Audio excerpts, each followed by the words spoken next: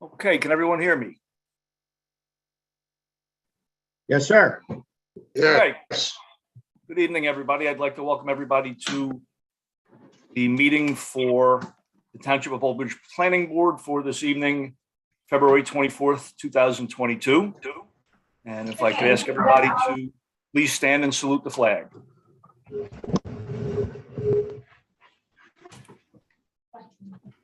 I pledge of allegiance To the To flag the flag of the United States, of America, America, to the republic, republic for which it stands, one one nation, nation, under God, with indivisible, liberty, liberty, and justice for all. for all.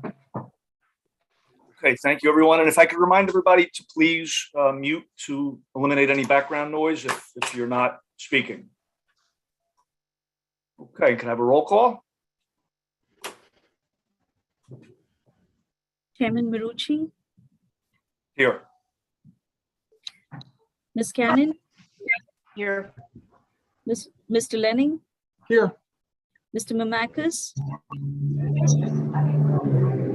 Here. Mr. DeBamo, Here. Mr. Schmidt, Here. Mr. Lauer, Here. Mr. Rena, Here. Mr. Pink, Mr. Pink, Yes, here. Mr. Petty, Here. Ms. Marcella, Here. Mr. Sardello,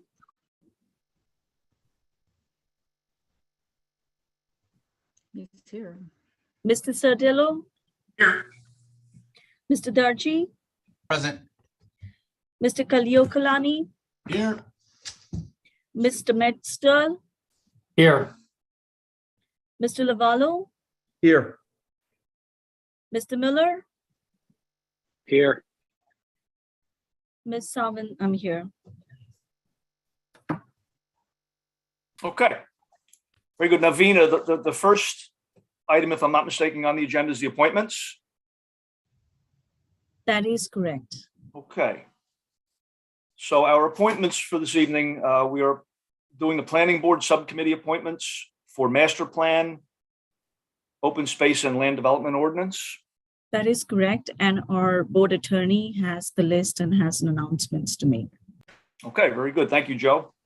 Yes, the individuals for the various subcommittees are as follows. For the master plan, it is Barbara Cannon, Ernest Schmidt, and Mayor Owen Henry, or his stand-in Stephen Mamakis.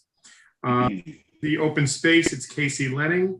And for the land development committee, it is Barbara Cannon, Mayor Owen Henry or Stephen Mamakis, and Chairman Marucci. So with those appointments, I think the board would need to just have a motion, a second to confirm those, and then all in favor is sufficient. Doesn't need to have a full roll call. Okay, so as per Mr. Sordillo's announcement, do I have somebody to move? I'll move it. I'll By second. Mr. Pink and a second by Mr. De Palma.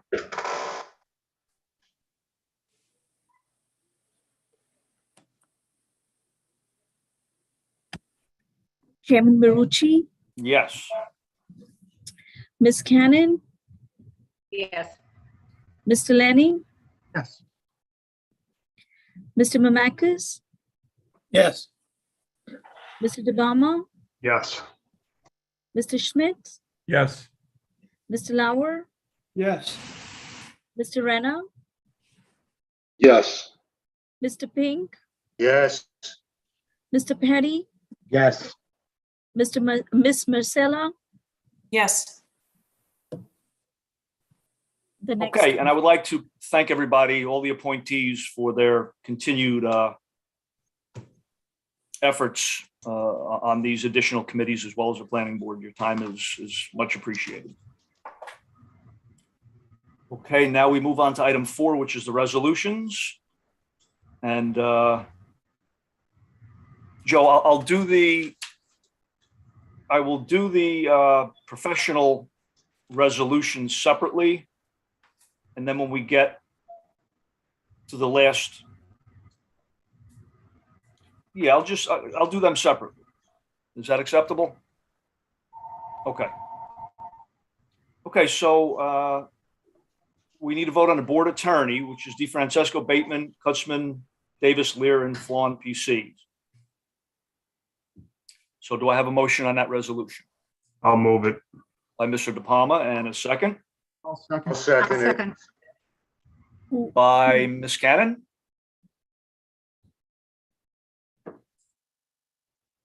Chairman Barucci, Yes. Ms. Cannon, Yes. Mr. Lenning, Yes. Mr. Mamakis, Yes. Mr. De Palma, Yes. Mr. Schmidt, Yes. Mr. Lauer, Yes. Mr. Renner, Yes. Mr. Pink, Yes. Mr. Petty, Yes. Ms. Marcella. Yes. Okay, thank you. Now, the second resolution is for the planning consultants. And we have three, the first being Environmental Resolutions, Inc., the second CME Associates, and the third Harbor Consultants. Do I have a motion? I'll make the motion. By Mr. Lenning, and a second I'll second it. by Mr. Pink.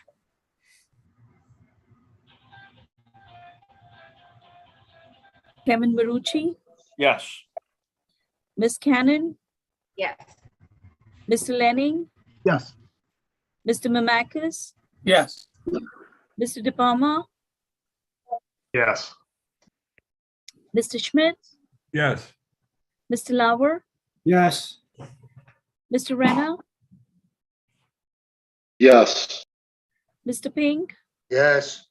Mr. Petty, Yes. Ms. Marcella. Yes.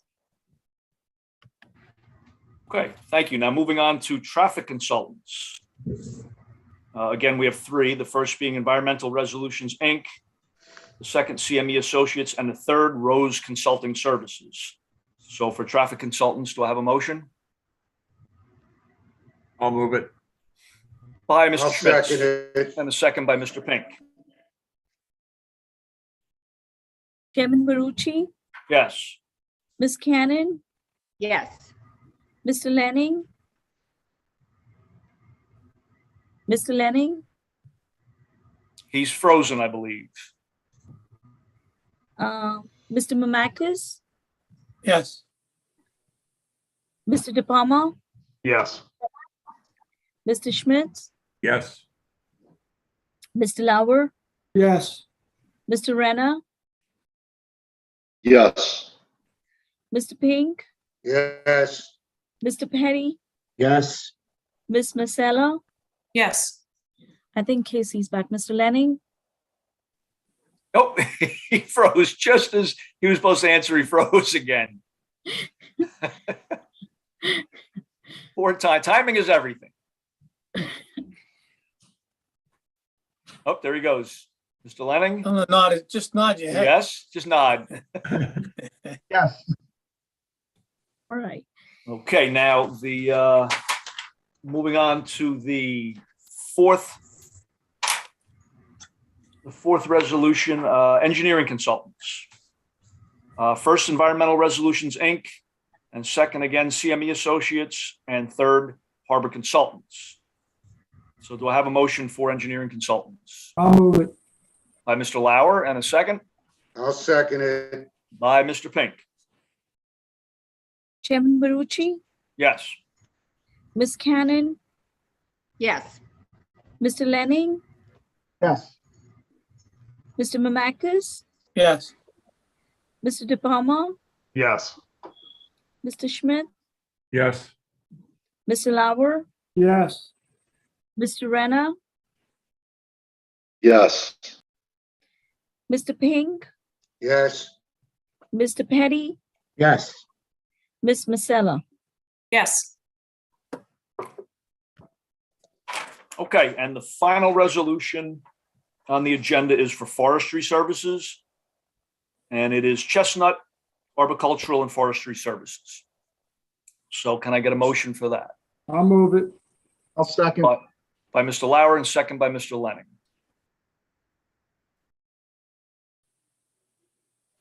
Chairman Marucci, Yes. Ms. Cannon, Yes. Mr. Lenning, Yes. Mr. Mamakis, Yes. Mr. De Palma, Yes. Mr. Schmidt, Yes. Mr. Lauer, Yes. Mr. Renner, Yes. Mr. Pink, Yes. Mr. Petty, Yes. Ms. Marcella. Yes. Okay, thank you all. So that gets us through the resolutions. And now, Vina, I need your help here. On page 2 of 3 of my agenda, there are 4 items in bold, and there's no heading to tell me what they are. Are they escrow? They look like they might be escrow No. for Regency Centers, Segma, Old Bridge, Route 9. And Chairman, those are actually the resolutions. That's the memorializing the board's approval. So the first one is the resolution authorizing the board's grant of major site plan and subdivision approval for Regency Centers acquisition. And the other 3 are the board's resolutions memorializing the board's grant of preliminary site plan approval and on 2 of them minor subdivision approval for the 3 Segme applications. Excellent. Okay, thank you, Joe. So should we do those resolutions as one group, or you want me to do those individually? No, each one of those have to We be. have to. Yes. Okay, good. So we have 4 more resolutions to do. And the first is 03-2020P, which is Regency Centers Acquisitions LLC. And as described by Mr. Sordillo, can I get a motion on that first one? I'll move it. By Mr. Schmitz and second by Mr. Mamakis. Chairman Marucci, Yes. Ms. Cannon, Now, I voted no on this application, so this is Mr. Len- Regency? yes, that is correct. Yes, Ms. Cannon, this is the Regency application, the Regency Okay. resolution. Mr. Lenning, Yes. Mr. Mamakis, Yes. Mr. De Palma, Yes. Mr. Schmidt, Yes. Mr. Lauer, Yes. Mr. Renner, No. Mr. Pink, Yes. Mr. Petty. Yes. I believe Ms. Marcella did not attend this hearing. That is correct. Yes, I believe you're correct. Okay. My apologies for my phone ringing in the background. I just put it on Do Not Disturb. Okay, so the second of these last 4 resolutions is 42-2021P, and it's Segma Old Bridge GCLLC. And I'll move it. again, moved by Mr. Mamakis. Yes. Okay, and second? Second. By Mr. Lenning.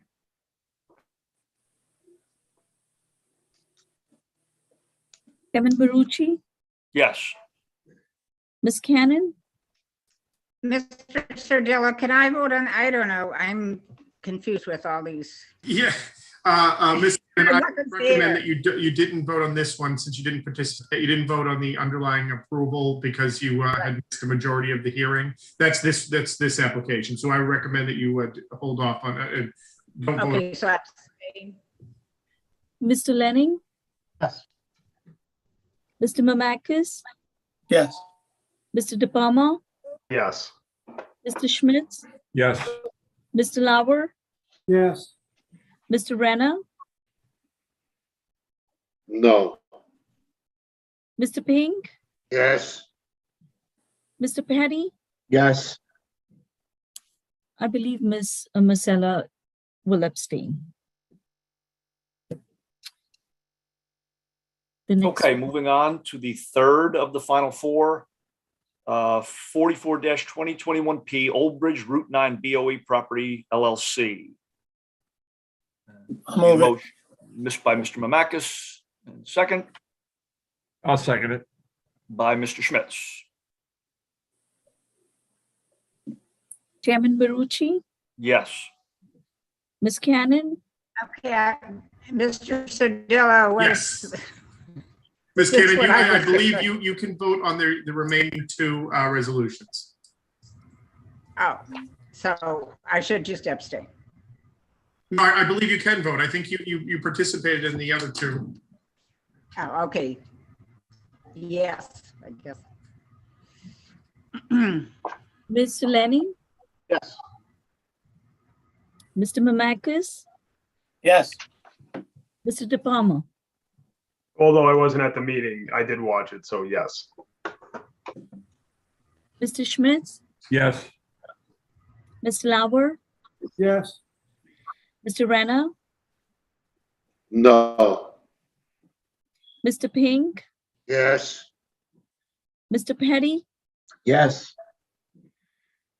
Ms. Marcella abstain. The last one. Okay, last one, number 45-2021P, 2020 Real Estate LLC. Do I have a motion? I'll move it. By Mr. Mamakis and a second I'll second it. by Mr. Pink. Kevin Barucci, Yes. Ms. Cannon, Yes. Mr. Lenny, Yes. Mr. Mamakis, Yes. Mr. De Palma, Yes. Mr. Schmitz, Yes. Mr. Lauer, Yes. Mr. Renner, I don't believe I reviewed that application. I don't believe I was on for that one. I missed that meeting. abstain. If Mr. Pink, if you're not certain, then I would recommend just abstaining for the vote. I don't have that file with me where it has all the members who was present. Well, sustained. Mr. Pink, Yes. Mr. Petty, Yes. Ms. Marcella abstain. Completeness waivers. Okay, so that completes the resolutions, and we move on to the completeness waivers. And number 14, 2018P, which is Sign Brothers, and it's for amended preliminary and final site plan waiver items 3A, 3B, 3C, 3D, 3E, and it's regarding a proposed size increase to accessory building. So do we have a representative from Sign Brothers with us? Mr. Chairman, Peter Klauser with the firm Heilbrunn Pape on Hi, Mr. behalf Klauser. of Sign Brothers. Good evening. I've had the opportunity to review Ms. Sawant's report of February 23rd, 2022, and completely agree with same. This is an application we're filing to amend a previous approval that was granted by this board to just increase the size of a building that was approved by the board.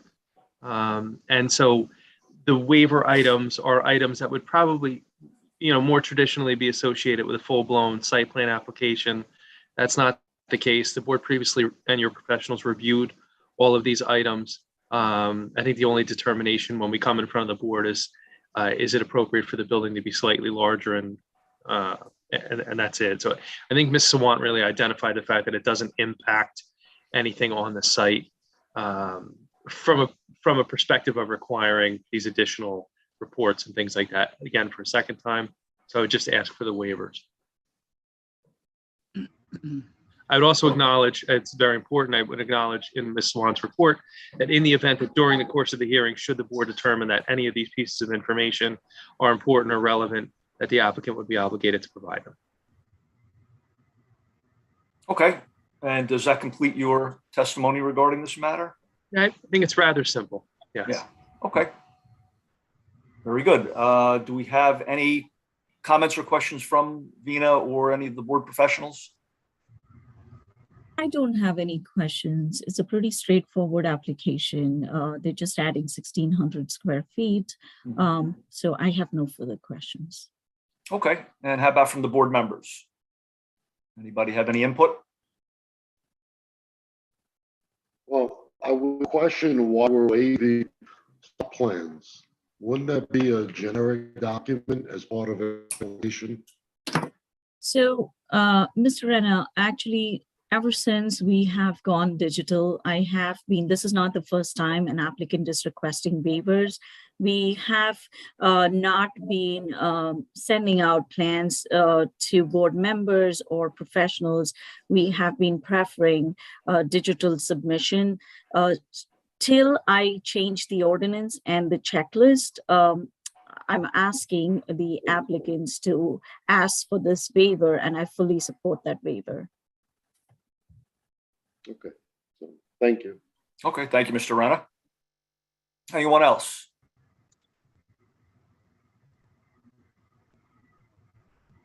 Okay, so with that, it was pretty simple. I'll move it to a vote. So do I have somebody to move it? I'll I'll move. move it. By Ms. Cannon? I'll second Yes. it. By Mr. De Palma? Chairman Marucci, Yes. Ms. Cannon, Yes. Mr. Lanning, Yes. Mr. Mamakis, Yes. Mr. De Palma, Yes. Mr. Schmitz, Yes. Mr. Lauer, Yes. Mr. Renner, No. Mr. Pink, Yes. Mr. Petty, Yes. Ms. Marcella. Yes. Okay, very good. Thank you, Mr. Clauser. Thank you very much for your time. I look forward to presenting the application. Very good. Thank you, sir. Have a good evening. You too. Okay, thanks everybody for that. Okay, now we move on to our first application, which is 01-2021P Brightpoint Housing, which has been adjourned. And the applicant has made a request for adjournment, and the public hearing is scheduled to continue on April 28th, 2022. So Vina or Mr. Dargy, do we have any input on this? Mr. Marucci, Chairman, I can just quickly address the fact that I did speak to Ms. Curley, the attorney who represents the applicant on this earlier today. She could not make the meeting tonight, but they are asking for an adjournment. They were making, what she advised me is they're making revisions to their plans, knowing that, ahead of time, some of the comments that might be coming from the board and the board's professionals. So she told me and represented that she hopes to have them revised and ready for submission next week. But they have been working on those revisions ahead of time before presenting them to the board. Okay, excellent. Thank you. So any other comments or questions from the board professionals? None at this time. I have nothing. Okay. Okay, then I'm assuming nothing then from the board members, being that there's really nothing to talk about. So I will ask for a motion on this one.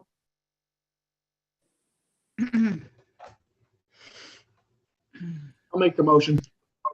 By Mr. Lanning, and a second I'll second it. by Mr. Pink. Chairman Marucci, Yes. Ms. Cannon, Yes. Mr. Lanning, Yes. Mr. Mamakis, Yes. Mr. De Palma, Yes. Mr. Schmidt, Yes. Mr. Lauer, Yes. Mr. Renner, Yes. Mr. Pink, Yes. Mr. Petty, Yes. Ms. Marcella. Yes. Okay, thank you, everybody. Okay, we move on to our first application here, our first one to be heard. And that's continued from last meeting, Segma Oldbridge GC LLC. And major preliminary site plan and minor subdivision were approved. So this is, again, crossing the Ts and dotting the Is. Yes, So Mr. Chairman, do if we I have- may just quickly summarize where we left off on this. Yes, please do. At the last hearing, we had conducted, the applicant had presented the entire his case, and all the witnesses were presented. They were open to public questioning. Then public comment was opened to any comments on the application. At that time, the township attorney and township professionals asked for the board to hold off on voting as they wanted to work out the timing of certain off-site roadway improvements and make a presentation to hopefully coming to agreement with the applicant, since this is part of an overall redevelopment project. So at this evening, we're in board deliberations at this point. But there's all that's left for the application is deliberations and a vote. But before we do so, we have a presentation. I believe Ms. Sawant is going to advise the board as to what agreements have been made and where we left, what will be included in the redevelopment agreement, so that the board can make an informed vote on the final application. Very good. Thank you for that, Mr. Sardillo. Okay, Vina? Good evening, Chairman. Good evening, board members. So as promised, I'm here tonight to make a brief presentation. And I just wanted to make clear that the presentation is related to offsite improvements throughout the redevelopment plan or the redevelopment area. It does not, the reason to hold off the vote on the Glenwood Country Club site application was not because there was something missing in it. It was just because this is the first of the applications within the redevelopment plan, within the redevelopment area. Throughout the numerous discussions, the public hearings we had, there were questions from board members, concerns as to the offsite improvements. And I thought that prior to the board taking final vote on any of these applications, it's important for the board to get an overview of what's going to happen with these offsite improvements. Last year, in September of 2021, I was in front of the council, I was in front of the planning board, and I had presented the redevelopment plan. And at that time, I had mentioned that the township's traffic and circulation plan element was crafted in 2009. Most of the improvements that you saw within the redevelopment plan were already included in the 2009 circulation plan. However, most of these improvements were never built. 15 years and none of those were built, especially the newer roads or roads that we really wanted to see a connection, vehicular connection. So when I was asked to work by the council, by the planning board to work on an area investigation study, I thought it was an opportunity to look at the area, see what was suggested or recommended in the 2009 plan, evaluate it against the current conditions, and see if they are even viable options. Some of them are, some of them aren't. So we actually worked on an in-depth or a new traffic circulation plan for just this redevelopment area.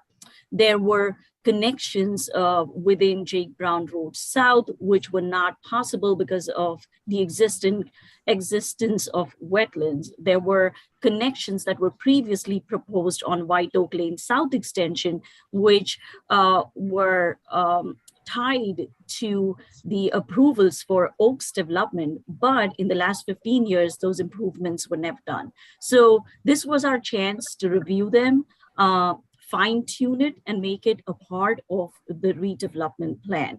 We are hopeful and optimistic that most of these suggested improvements will actually happen now with these newer applications that are coming in front of the board. And I thought I would make a presentation to show to the board how these improvements are tied with the development application.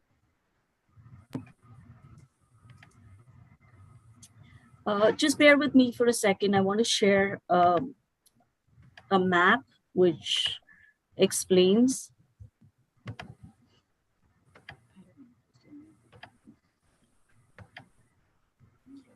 So on the screen, what you see is majority of the roadway improvements that were written within the redevelopment plan, which impact development throughout the redevelopment area. So we have the Glenwood Country Club site, we have the Board of Education site, and we have Jake Brown Road south side, which the planning board has already reviewed the application for preliminary.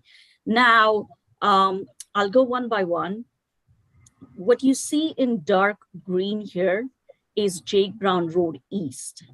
The way the completion for this is tied is it's tied with the certificate of occupancy, the CO for the warehouse that would be built on the Jake Brown Road South. So which means that prior to the issuance of the CO for the warehouse on the Jake Brown Road South, the developer would have to build Jake Brown Road East, and only then they would be issued a CO.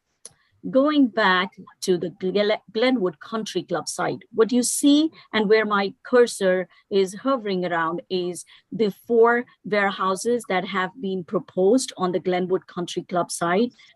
Before the CO for any of these 4 warehouses are issued, the developer is required to do roadway improvements along White Oak Lane, which is between the entrance to Glenwood Country Club site and the existing White Oak Lane.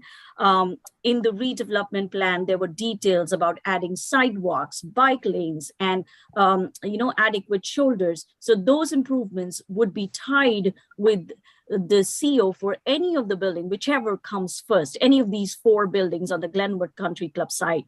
As long, in addition to that, their improvements on Fairway Lane will also be tied with the CO. So basically, the developer would have to construct all Fairway Lane improvements and this blue portion of White Oak Lane prior to the issuance of CO on any of these 4 warehouses.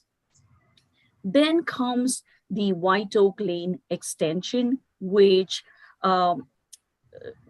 bisects the Nike site and goes into the Brunetti organization till the Oaks development, till Kale Road.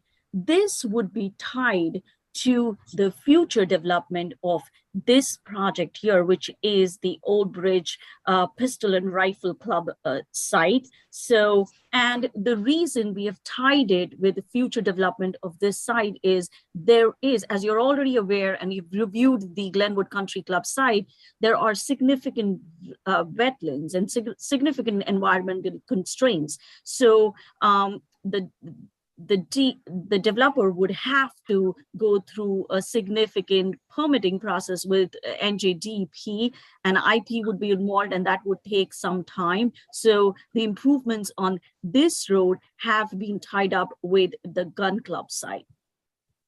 The dotted yellow, which you see on the map, and I'll get into the details with that after I talk about the Jake Brown Road realignment, this is the Jake Brown Road realignment. It is tied with the CO for the Board of the warehouse on the Board of Ed property, and the orange, which goes to Browns Road, is connected with the CO that would be issued for the Jake Brown Road North property, which is again a future project. It has not been reviewed by the planning board yet. And the reason it's linked with a future project is, again, this involves getting a right-of-way access through the Nike site, which is owned by the federal government.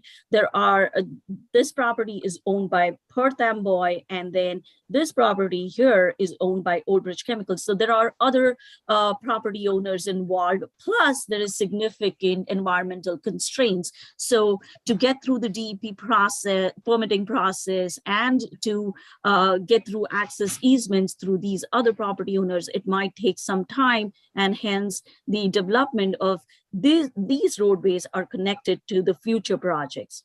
In the event that White Oak Lane gets built, and it is difficult, or Jake Brown Road west extension going to Browns Road is difficult to achieve due to the permitting, then we wanted to ensure that there is some sort of connection between White Oak Lane and the Jake Brown Road realignment. And that's why we have this dotted line that in the event Jake Brown Road extension is not built, we need to have some sort of connection between White Oak Lane South extension and Jake Brown Road realignment. But there are other improvements also in terms of the tree plantation, which the planning board has already heard, and our forester has mentioned that the developer has agreed to make $100,000 contribution to the tree trust account fund that will be used to educate students on the importance of trees, with a program designed by the Shade Tree Commission to include planting of trees. And he will be also planting 10,000 seedlings on 3 of his sites, out of which I think 2,000 are on the property. And Gary, if you're listening, and correct me if I'm wrong, but 2,000 of these would be planted on 3 of the sites which the planning board has reviewed, and the remainder would be planted elsewhere off-site based on your recommendations and the sites you recommend. So these are few of the things that the developer is committed to. And I just want to reiterate, should the board act favorably on this application tonight, the approval is subject to the execution of a redeveloper's agreement and a financial agreement that has to be signed. So this is an overview, but obviously when it comes to the redeveloper's agreement, these improvements will be fine-tuned and will be worked on much more in detail. However, I just wanted, I know after these hearings, I have got calls from board members asking, when is this road going to be? You had talked about this improvement, but when is it going to be built? So I just wanted to ensure to the board that most of these off-site improvements have been interconnected with the COs and have been tied in. So as these warehouses get built, there are milestones which the developer would have to achieve in terms of off-site improvements. And that's all I wanted to present. I have Rakesh with me, who has worked on these timelines, as well as our township attorneys. So if Rakesh, if I missed anything and you want to add, please go ahead. No, I think you covered it in pretty good detail, Vina. But I'm happy to answer any questions if the board has any questions. But the way that Vina described it is exactly the way I would have described it. Okay, very good. Thank you. Any questions from the board members regarding these improvements? Yes, Chairman, I have a couple of questions. Okay, Mr. Lauer? Vina, will these roads that you just spoke about, will they be township roads at the end of the day? Yes. Okay. And I guess this is my next question is for Mr. Darji. There were 2 cross sections on the plans, one showing 5-inch base on the lighter roads and 6-inch base. I guess a heavier, you call a heavier pavement. Will these roads, the township roads, be done in the heavier construction? Yeah, so the idea, Mr. Lauer, was that the roads that are going to have truck traffic would be done with the heavier cross section. The standard cross section for township roads would apply to the roads that are restricted to no truck traffic. So anything that's going to have truck traffic will have the heavy duty cross section. So that would be White Oak Lane from the Glenwood Country Club site over. Actually, yeah, the only section that would be the lighter duty would be White Oak Lane up to the Glenwood entrance, because it's only passenger vehicles in that section. The rest of this, the road sections permit truck traffic, and then White Oak Lane again going from Jake Brown into Glenwood Oaks at Glenwood would also be the lighter duty. Everything else would be the heavier duty pavement. Okay, thank you very much. You're welcome. Thank you, Mr. Lauer. Anyone else? Yes, I was not present, unfortunately. I was away at the last meeting, but I did read the reports that we got, and I just wanted some clarification. It says that there are traffic issues southbound White Oak Lane and 516. And there were a couple of others. Eastbound Fairway Lane left turn onto 9 shows increase in delay.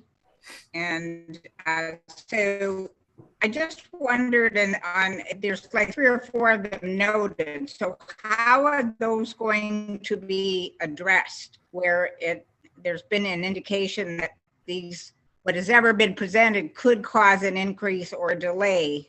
I assume those have to be addressed. I didn't know at what point that those would be taken care of.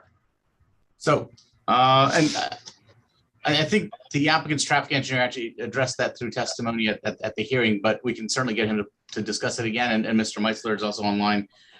Essentially, the improvements for the Route 9 jug handle, the Fairway Lane, there's geometric improvements that have to be made to facilitate trucks coming into the site off of Route 9, and then the trucks leaving on Route 9.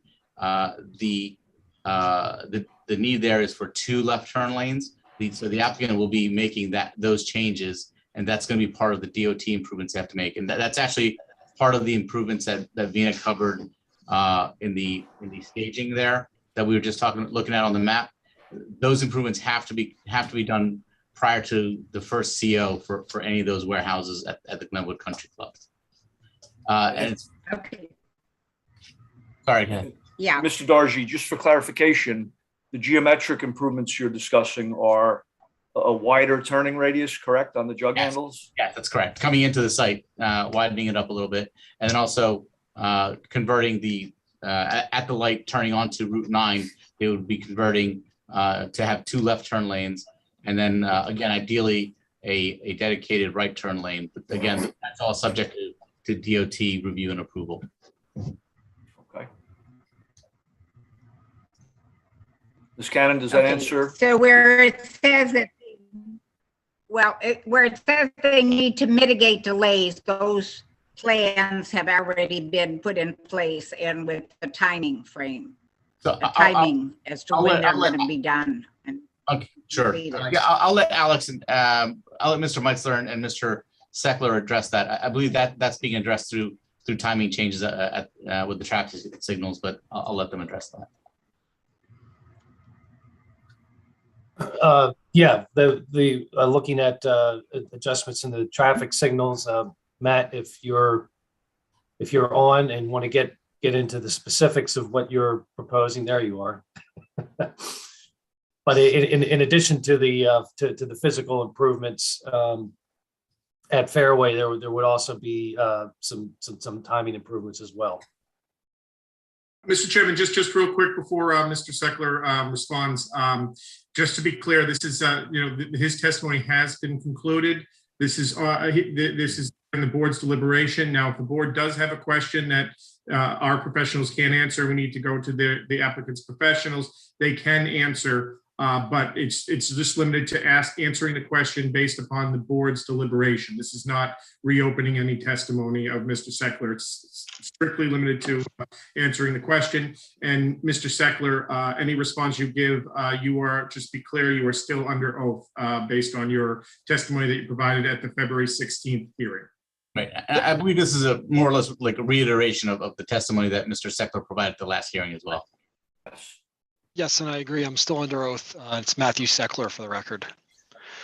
Yes, we are making signal timing adjustments. And as mentioned, looking at adding an additional lane to Fairway in the eastbound direction, that's obviously subject to DOT review and approval. Okay. Okay, any additional comments, Mr. Seckler? That's just answering that one question, okay? Yep. Okay, can I just ask one other question based on what Vina was talking about regarding the Bordentown connection? Yes, certainly. I just wanted a clarification. So, Vina, what you're saying is that the Bordentown connection really won't come into play until that other site is developed, the gun club. Not Is the that right? gun, not Did the I gun. misunderstand? No, I mean, see, the developer can start working on getting these improvements or getting the approvals. However, it may not happen, but how do we cover ourselves, right? And how do we make sure that this connection is built? So that is why this has been tied with the Jake Brown Road North project, which is still not in front of the planning board. It's like phase 2 of the entire project, but that gives him time to get through all his approvals from DEP, as long also get through the access easements through all these properties. So it is going to take some more time than what the Fairway Lane improvement would take or Jake Brown Road East improvement would take. And that is why it's tied with this project on Jake Brown Road North. Okay. Thank you. You're welcome. Okay, Mrs. Cannon, does that conclude all your questions? Yes, Okay. and I'm sorry I missed the other meeting, but No, thank you very much just for your wanted question. clarification for future, so I can keep pace with this moving along here. Sure, thank you. Okay, any other board member questions? Yeah, I would like one clarification regarding the roadway improvements being tied into the C of O. Is that requirement the same for a TCO? Meaning, can they have a temporary certificate of occupancy, although the roadways are not complete, and still operate the business? Did we give time? I mean, to answer that question, I don't believe the warehouses can operate without those improvements, because those improvements are necessary. So I think anybody who builds the warehouses would have to build those roads. All right, so I would recommend the language be modified and So not this be is- contingent on the C of O, but would be So contingent on a TCO. There would be, regardless of beneficial occupancy, nothing would be permitted to function out of those facilities. in Mr. Renner, absence of those- Mr. Renner, I appreciate your concern, but that is why I had said right in the beginning, these will be fine-tuned when we work on the redevelopers agreement. Any approvals on any of these projects are subject to the execution of the redevelopers agreement and the financial agreement. So this is just a schematic to give you an overview that the developer has agreed to these improvements being tied with the COs on these warehouses, but we really still need to work and finalize the redevelopers agreement, which has not happened yet. Yeah, I clearly understand that. I just also understand the difference between TCO and C of O. And TCO can come 2-3 years prior to a C of O, which means you can be operating, although you don't have a C of O. So that's the only thing I'm bringing to the table in terms of suggestions for a modification for language. I understand what Mr. Renner is stating, so make sure that the developer can't obtain a TCO as well as a CO, because it could get them up and running prior to the issuance of a final CO. I understand completely what he's saying, so. Yeah, and I understand what everyone's saying.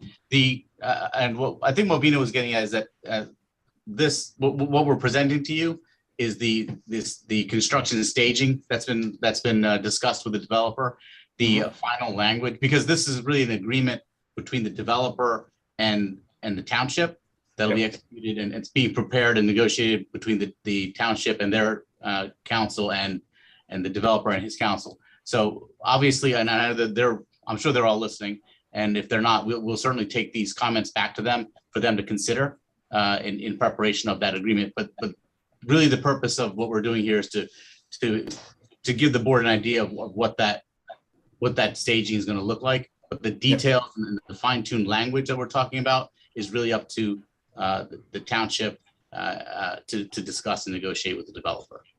Yeah, Understood. Mr. Chairman, if I could just add on to that, if you don't mind. Sure, absolutely. It's clear what's being presented and these timings, that's not a condition of any final approval of this board. The condition of this board is that the developer enter into a redevelopment agreement. This is just those terms. So our approval wouldn't be conditioned on these specific. That's something that the township and the township council will negotiate and finalize with the developer.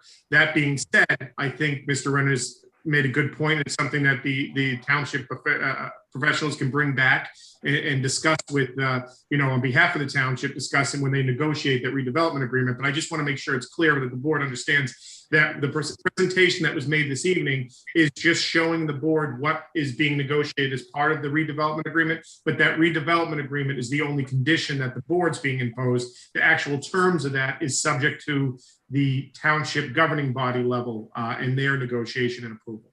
So our individual votes do not take into account any of the language or any of the, finer points of the agreement. Right. It's just to let that was the point I believe that Vina, Rakesh, and the township attorney brought up at the last meeting is they off in the vote because they wanted the board, when they did vote, to understand this because it's all part of an overall redevelopment project. So it does have factors into this application plus the other applications that are pending before the board as well as future applications. So it's important that the board, before making any final decision, understands that. But that, as you said, Mr. Chairman, those finer points are subject to the at the township level negotiation under the redevelopment. Gotcha. Thank you. Can I just ask another question since we're trying to get things made a little clearer so we understand, I understand, Sure. the planning board and the council, and we have the term used resolution compliance, which has been referred to in terms of the stormwater management and soil erosion. Now, what does that mean? Resolution compliance? So what that means, Ms. Cannon, is that what happens after every application that the board approves, there's a resolution that you guys vote, like the ones you just voted on this evening. There's resolutions that are prepared with extensive conditions on what the applicant's commitments are and what they're required to do prior to their plans actually being perfected and signed by the township engineer as being the actual documents that they can go to construction with. So as the resolution compliance is that my office, Vina, and all the other professionals that are involved with the application will review and work with the applicant's professionals to make sure that they address those items. So anything that's listed in the review memo as being completed or addressed as part of resolution compliance means that they will not get final approved site plans until those items are addressed. And they can't go to construction until those items are addressed. I just wanted to make sure because I don't recall that term being used before. Oh yeah, it probably hasn't been used as extensively.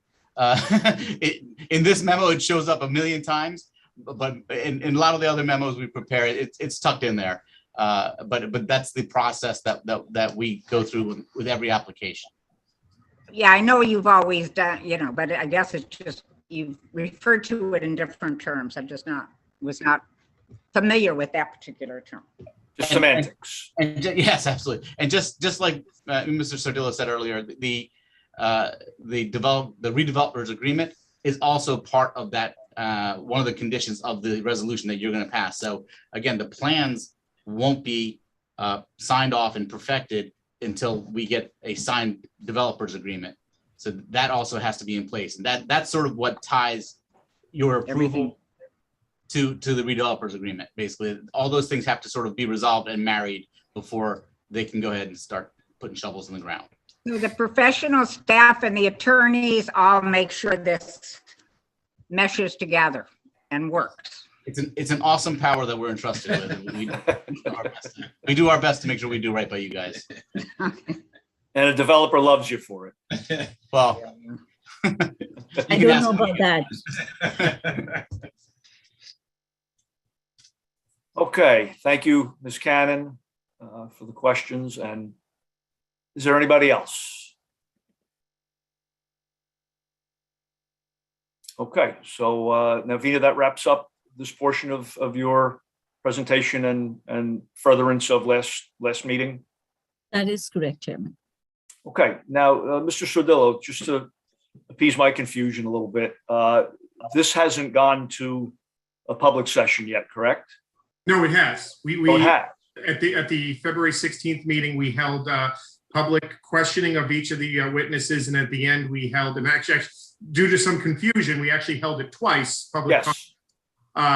on the application in general. So at this point, all that's left now that we made the presentation is basically for me to summarize what the a motion to approve would be and the various conditions, and the board to make that make that vote one way or the other. Okay, and we are living up to our letter of the law, so to speak, on the Oprah requirements and all that. Yes, yeah, we've complied with all of the requirements of the Open Public Meetings Act as well as the municipal land use law. Okay, very good. And I just wasn't sure if we had to put it back out there after Vina's presentation, so. No, that was just Clarified part of the out of our deliberations in connection with.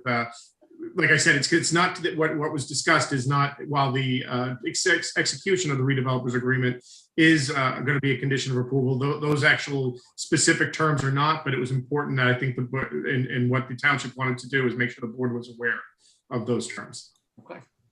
All right, so with all that said, you're on. Okay. So a motion to approve this application will be a motion to approve the final site plan with the following conditions. The board has already granted preliminary major site plan approval along with minor subdivision approval for this application. This application, a vote to approve this evening, will be granting in favor of major final site plan approval. The following conditions of what I have listed from our hearing on the 16th is that the applicant will agree to install a sound wall between the development and the Glenwood Apartments residential development, subject to these specifications that were presented to the board. That will proceed with allowing public access to the walkways that they're going to employ throughout the site.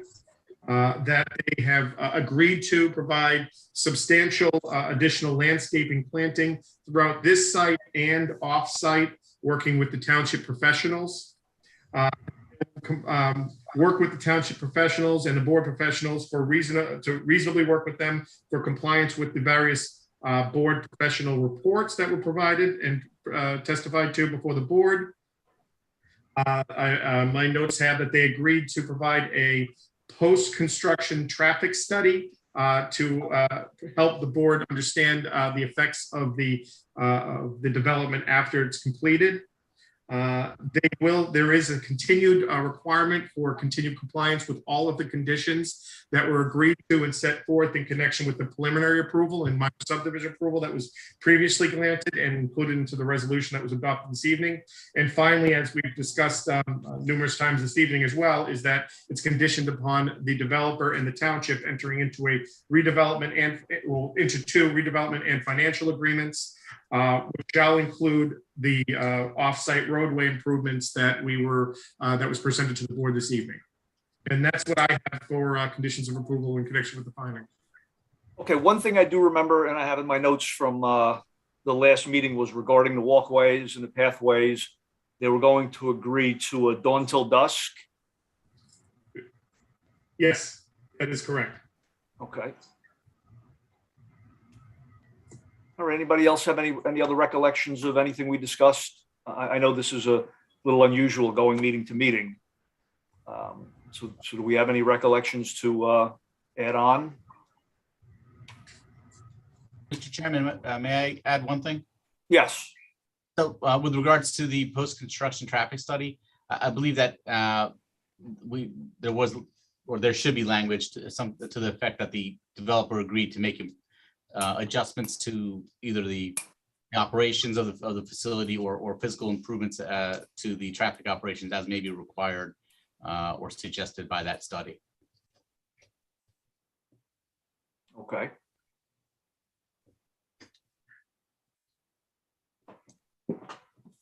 That's all I have to add. I have that. Thank you, Mr. Dargy. I added that into my notes. Perfect. I have a question. Yes, Ms. Masala. The follow-ups regarding the DOT collaboration and recommendation, is that considered out of scope for this vote? For instance, making that entrance from Route 9 South a right turn only lane?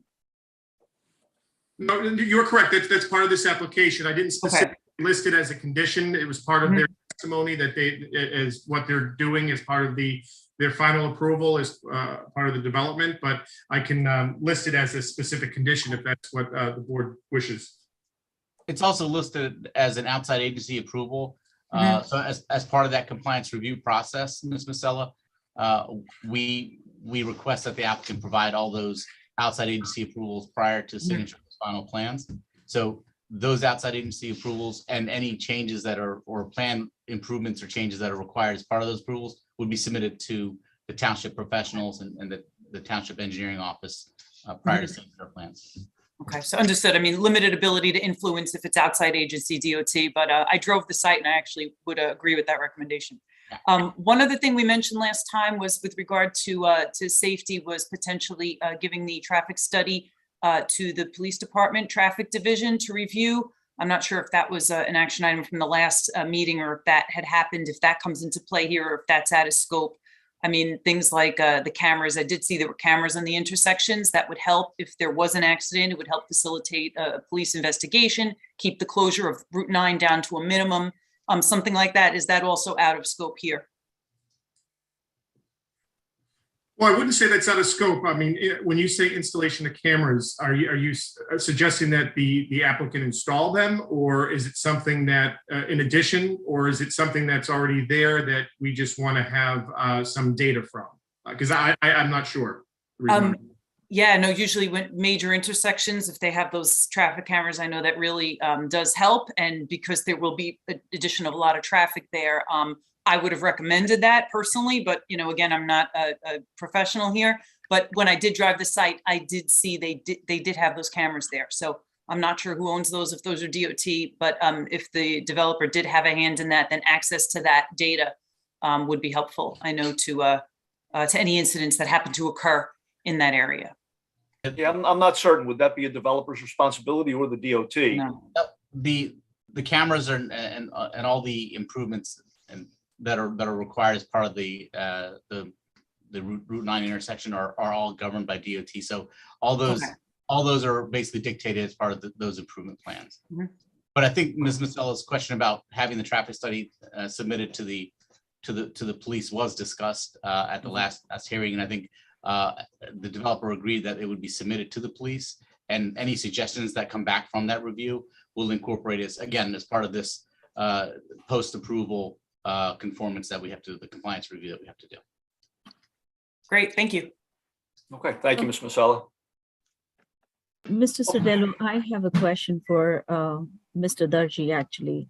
I know that there was discussions on the walking paths and the trails, and we had mentioned that we would have to work out as to how there would be access to the public.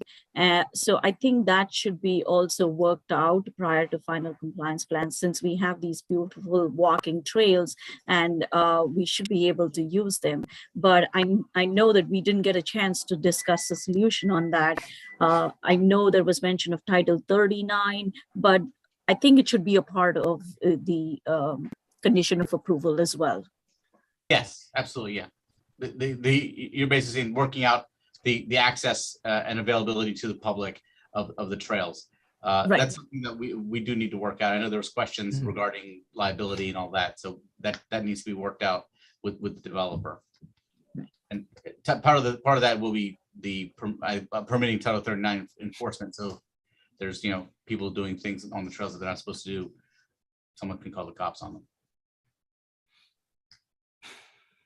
And it just, Mr. Chairman, just to clarify though, there was testimony that the applicant was not intending to provide easements for these walkways. It's just going to be providing access. So I just want to make sure it's clear. Okay. All right, so Mr. Sordillo, you've completed your summary? Yes, I think what the conditions that I outlined, plus those that were additionally discussed, will be included in any motion for approval. Okay, and if everybody understands those clarifications and nobody has any more questions, we'll move it to a vote. Is that acceptable? Does anybody have any more questions? Okay, so we'll move it to a vote and I'll ask for a motion based on Mr. Sordillo's summation. Hey, Yes, Chairman, Mr. Lemon. Yes. we're talking about the walkways. Would the developer or the property owner be responsible to shovel the snow in the winter? Or would that be, only weather permitting use? And that would ultimately be up to the developer because they're not granting us an easement. So it's not going to be the township's responsibility whatsoever. It's private property. So it's going to be up to the developer as to what they want to offer it up as. And it's just something that they'll work with the township professionals in resolution compliance as to what they're going to do. But ultimately, it's going to be private property. So if they determine that they don't, in the wintertime when it's icy, there's too many pathways to salt, and they can close it to the public if it's or whatever reason for that. I know we discussed keeping it open from dusk to dawn, but that's going to be still subject to reasonable determinations by the developer, because once again, this is going to be and the property owner, I should say, not the developer, the ultimate property owner, because it's going to be their property. There's not going to be a public access easement, I should say. And what type of liability does that open the town to? Any? I won't open the township to any. It would be potentially open to the property owner, but they'll have to work out that terms in their insurance. Okay. Very good. But Thank you, Casey. Is Casey, you finished? I think so, yeah. Thank you. Mr. Sordillo, that if they get a good lawyer, that lawyer is going to go after the town, after the center, the builders and everything. So don't make it seem like the town has no responsibility. Even if nothing else, then we have to start investing in lawyers and fighting everything. So it does really cost the town money for that. And I think what you said sounds good, but I really would like to know if that is really the case, because this isn't just something small that's being opened. Between everything that's opening in that small little area, and it is relatively small, and no matter what they said from the traffic division, the traffic is brutal there without that open now. I was there the other day. I've tried to be there at around 2, 3 o'clock a couple of times in the last couple of weeks. And at 3 o'clock, wait until it becomes 5, 6 o'clock when everybody's driving home on Route 9 South. I'm not even talking about it.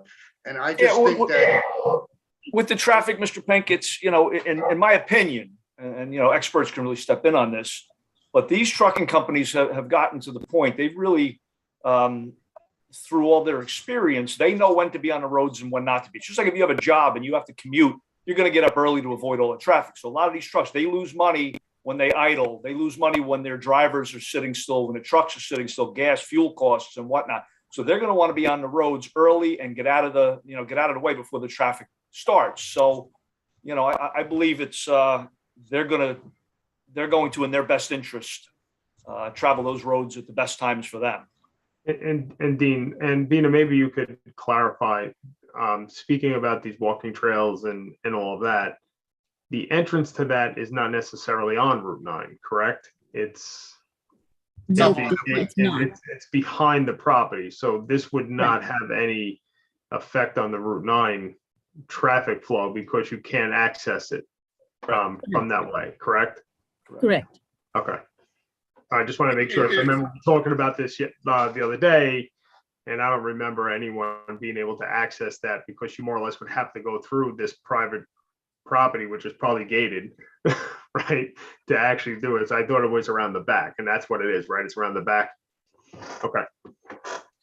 And to answer the question regarding liability, with the township not getting an easement or any other type of property rights to this, it's just like any pedestrian walking on any other private property.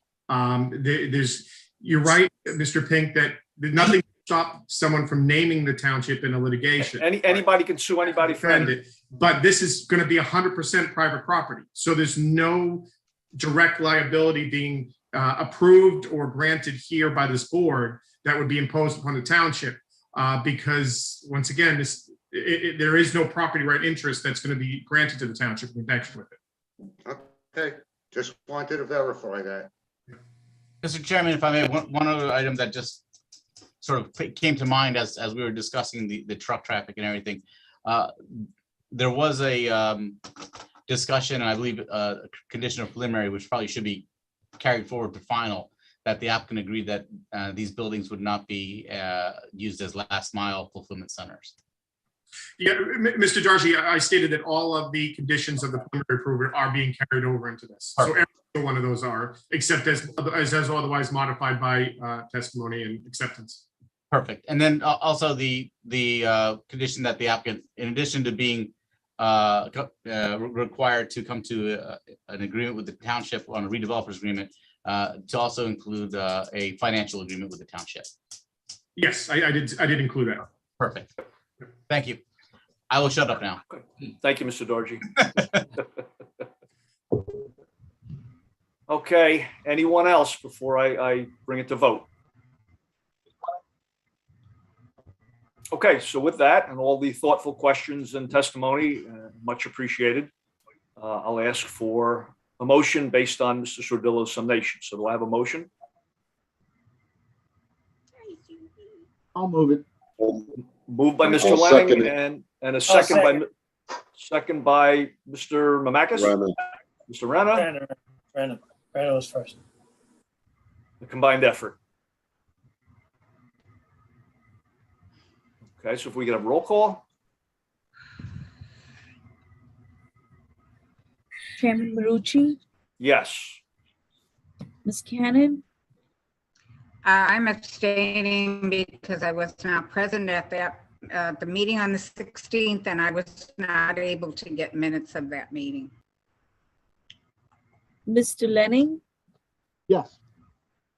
Mr. Mamakis, Yes. Mr. De Palma, Yes. Mr. Schmidt, Yes. Mr. Lauer, Yes, Mr. Rana, I was not part of the February 16th meeting, so I'm abstaining on this as well. Mr. Pink, Yes, Mr. Petty, Yes. Ms. Marcella. Yes. Okay, very good. Thank you all. And with that. We have a will couple now- minutes. I can change to the next file. Sure, everybody want to take a 5-minute recess? Sounds good, Dean. Okay, we will Yeah. see everybody at, let's say 8:50. That'll give us about 7 minutes. Done. Thank you. Thank you.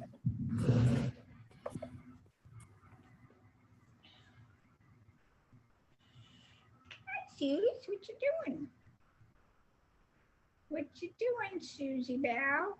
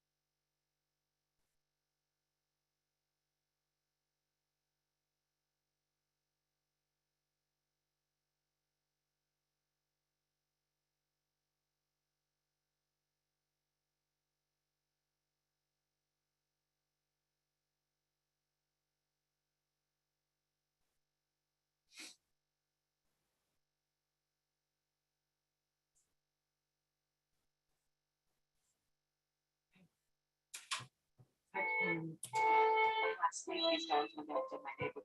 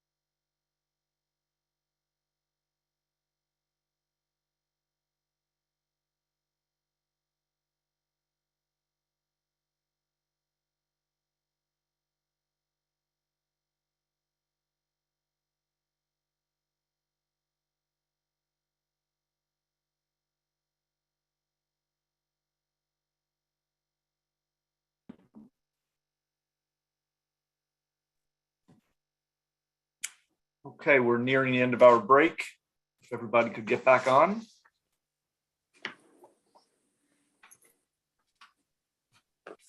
All right, I'm back. Who was that? Mr. Petty. That's me, Joe Petty. All right, we can go now. Now we're all set. That's it.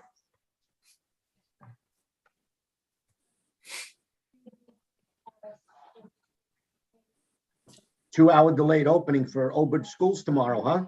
Yep, my kids are happy. So am I. Actually, my daughter's, my younger of my two daughters is a little upset because she was supposed to go to the planetarium tomorrow and that's canceled. So she's bummed about that. Well, I have one in the high school and one's a teacher, so they're both happy. Nice.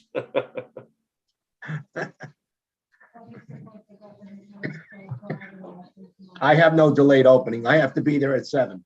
Exactly. That's the real world. We're getting soft. We're getting soft on our kids. Yep.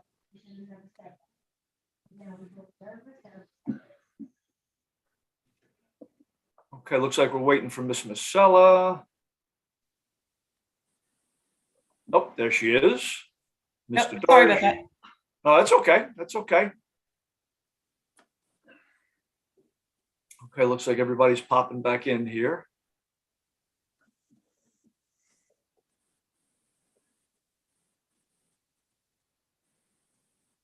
Okay, Mr. Lavallo, I don't see. Other than that, I think we're good. There he is, Mr. Meitzler. All right, looks like we're ready to go. Here. Okay, yes. We're good. All the players. Okay, the next, and let me just preface this, this next application. We've been putting a lot of time here. Mr. Chairman, I'm sorry, we need to do a quick roll call before we start Oh, getting. okay, okay, I'm sorry. So we're starting the meeting at 7:52. Chairman Marucci, Yes. Ms. Cannon? Yes. Mr. Lenning, Yes. Mr. Mamakis, Yes. Mr. De Palma, Yes, and being it's 8:52. That's 8:50. He still hasn't watched Separate India. I thought we were starting all over again. no, I don't want to. Mr. No. Schmidt, Yeah. Mr. Lauer? Mr. Lauer? Here. Mr. Renner? Here, Mr. Pink? Mr. Pink? Here, Mr. Patty? Here, Ms. Masella? Here. Mr. Sergello? Here. Mr. Darchi? Present. Mr. Kalioklani? Here. Mr. Meltzer? Here. Mr. Lavallo? Here. Mr. Miller? Here. Myself, Nina. So are you here? Yes. Yes. Okay, we've been putting a lot of time here in on these meetings, and I again, as I've spoken in the past, I appreciate everybody's dedication. So we are being televised and recorded until 10 p.m. So that's usually a good cutoff period. And what I'll do is, if we're in the middle of a testimony, I'll go as near to 10 o'clock as possible. If the testimony's pretty much on the way, I won't cut the testimony off, but we're going to try to keep it as close to 10 p.m. as possible.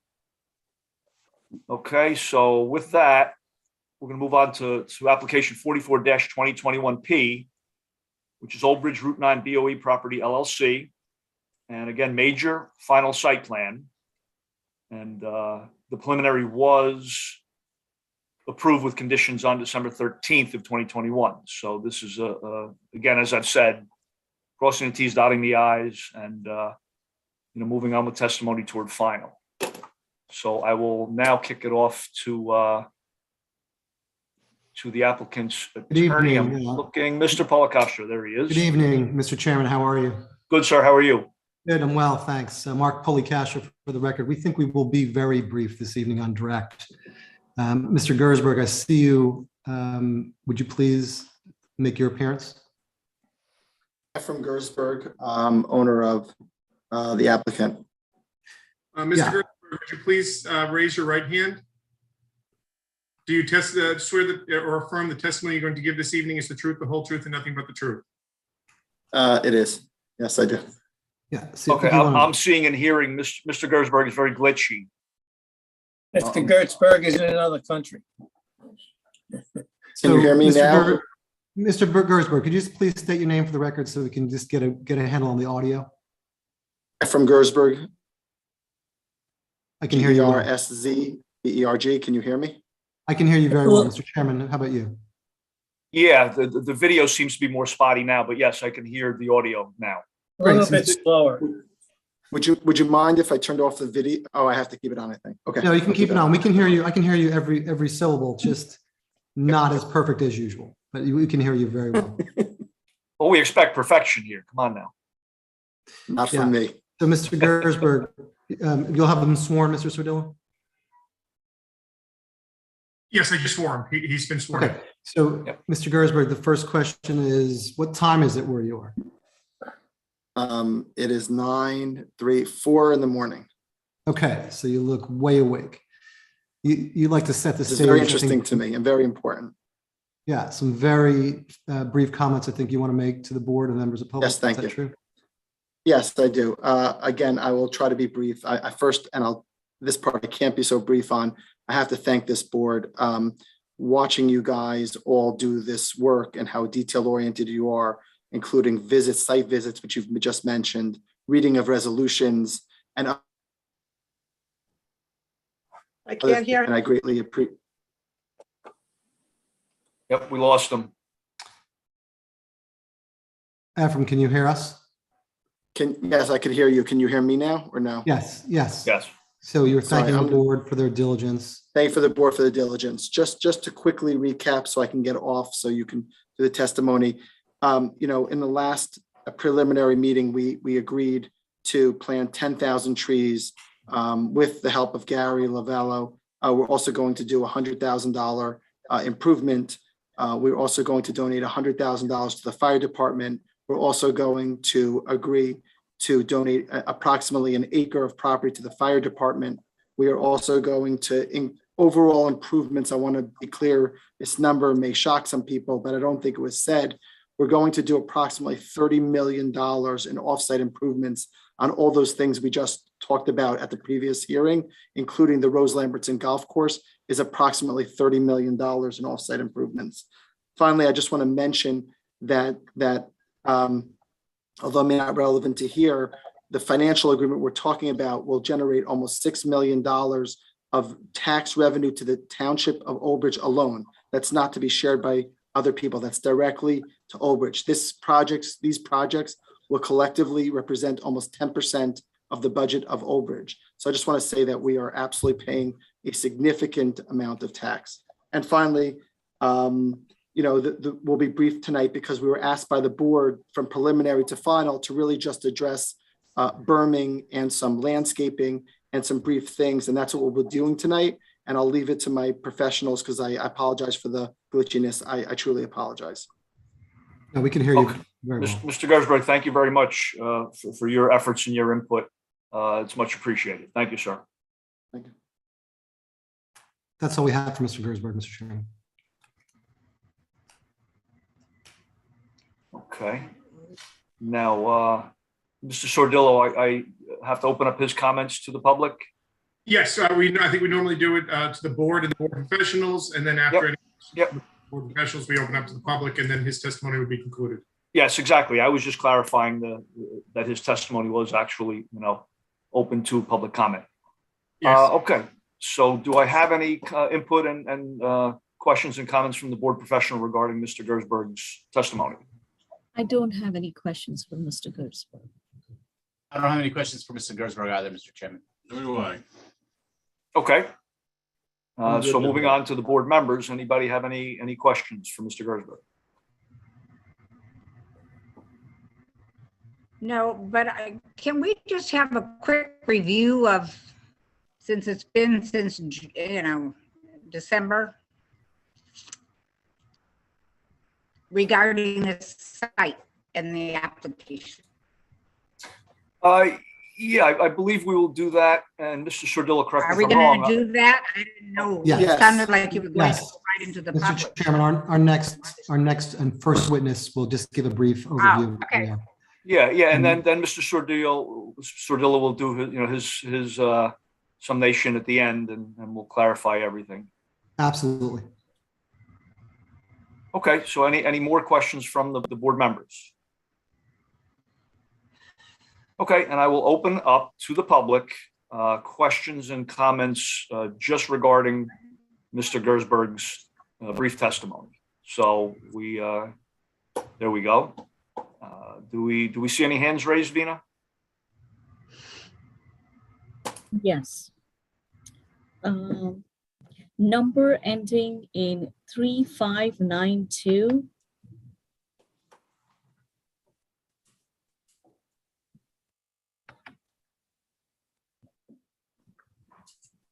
You may speak. Hi, Nina Joknowitz. Hi, Nina. Good evening, Mr. Marucci. By the way, you had very good questions this evening. Thank you very much. Thank you. Mr. Fromm, Boker Tov. I'm sorry? Thank you. She said good morning. Oh, okay. Good morning. Said good morning. I figured I'd say a little bit in Hebrew, get his noggin working. Okay, I do have a question. The tax revenue you mentioned, $6 million. Is that money that is going to be given directly by the buildings, or is that revenue that you're stating will occur? Thank you for posting my full number, but that's okay. That revenue that will be occurring as a result of the buildings that are going to be occupied. I'm not sure I understand the difference between your question, but to clarify, that is revenue based upon when I build the building and I get my certificate of occupancy, we pay, and even until then we pay taxes, but that was based on fully built buildings of the entire project in this redevelopment plan. That was all the buildings collectively. Okay. Mr. Chairman, if I can just jump in here, I'm sorry. I should have jumped into before Mr. Gersberger's testimony, but the tax, the amount of money that the township either collects on taxes or would be receiving in a financial agreement is not something that's within the purview of the board.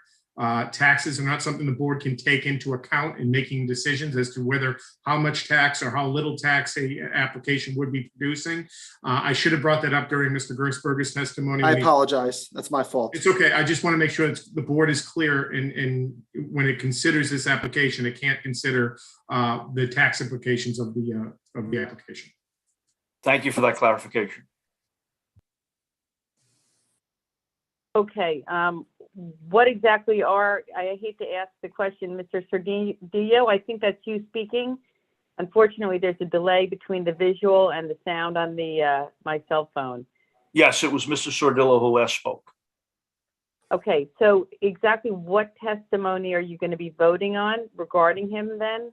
Sorry, Mr. Ephraim. Well, the board can't take into account how much taxes a development would produce or not produce as part of its basis for either approval or denial of an application.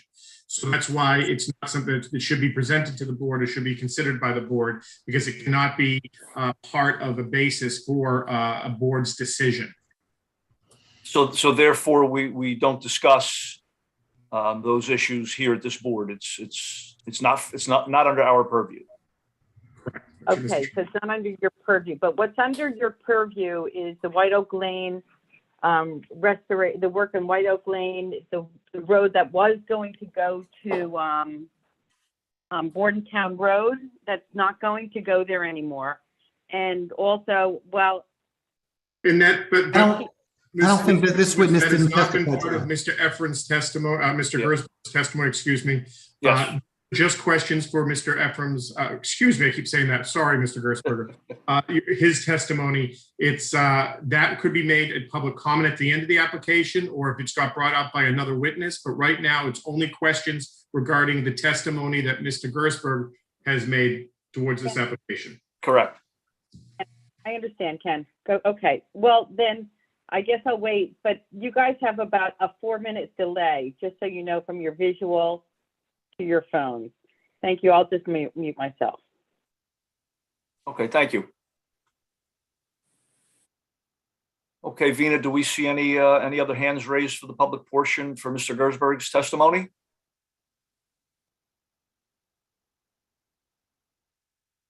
No, I don't. Okay, so we'll give it 30 seconds or so and see if anybody pops in, and if not, we'll close out the public portion of Mr. Gersberg's testimony.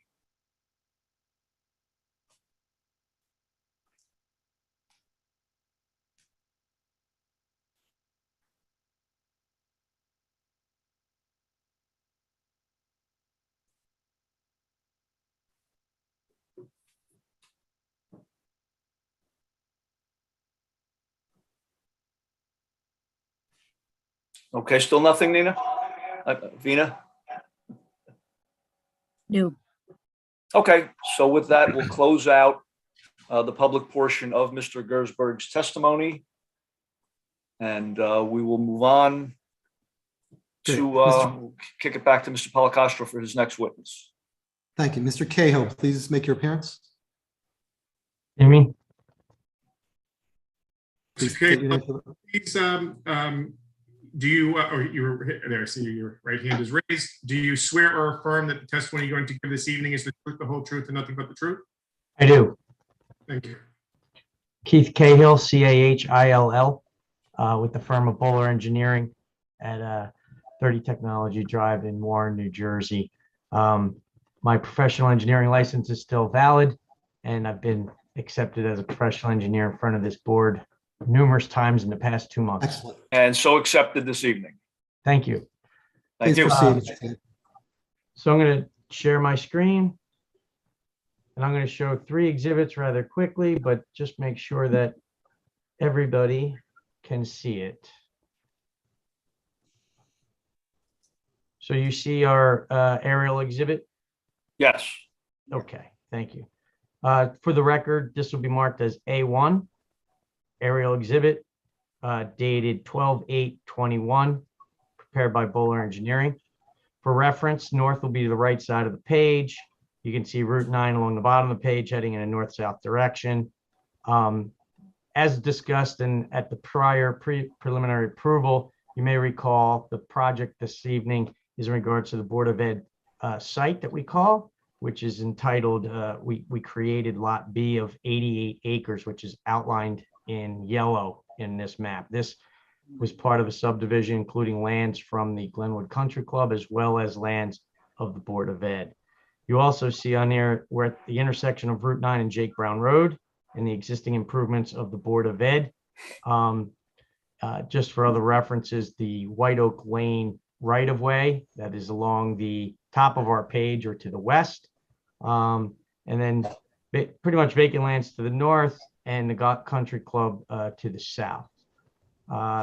In general, this lot, as I mentioned, is 88 acres that were created. And as part of this, we are realigning Jake Brown Road.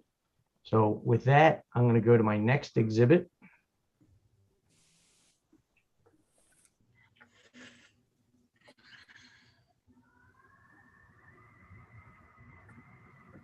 Okay, so this exhibit, I believe you can all see. Yes, I can see it. Great. This is entitled Site Plan Rendering Sheet C1. Proposed improvements dated 2/24/22.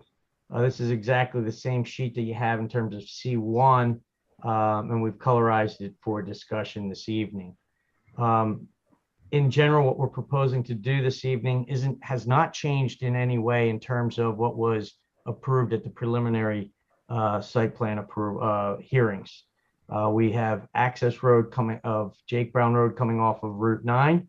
which would be improved and realigned in accordance with the redevelopment plan and be constructed in accordance with those standards and become a township road as mentioned earlier. In regards to the proposed improvement, the tan building in the center of this exhibit, it is a warehouse building that is a total of 947,000 square feet, 1,060 square feet, excuse me, with 20,000 square feet of office and 927,060 square feet of warehouse. Again, none of that has changed from where it has been located in terms of the right-of-way and the setback. In regards to the additional improvements related to this development, this warehouse building will have 166 dock doors, 4 doors which will be used for ramps at each of the 4 corners. We have 126 trailer spaces to the south, and we have 126 banked trailer spaces with that. We did have a total of 454 parking spaces for vehicles located on the west and the east side of the building.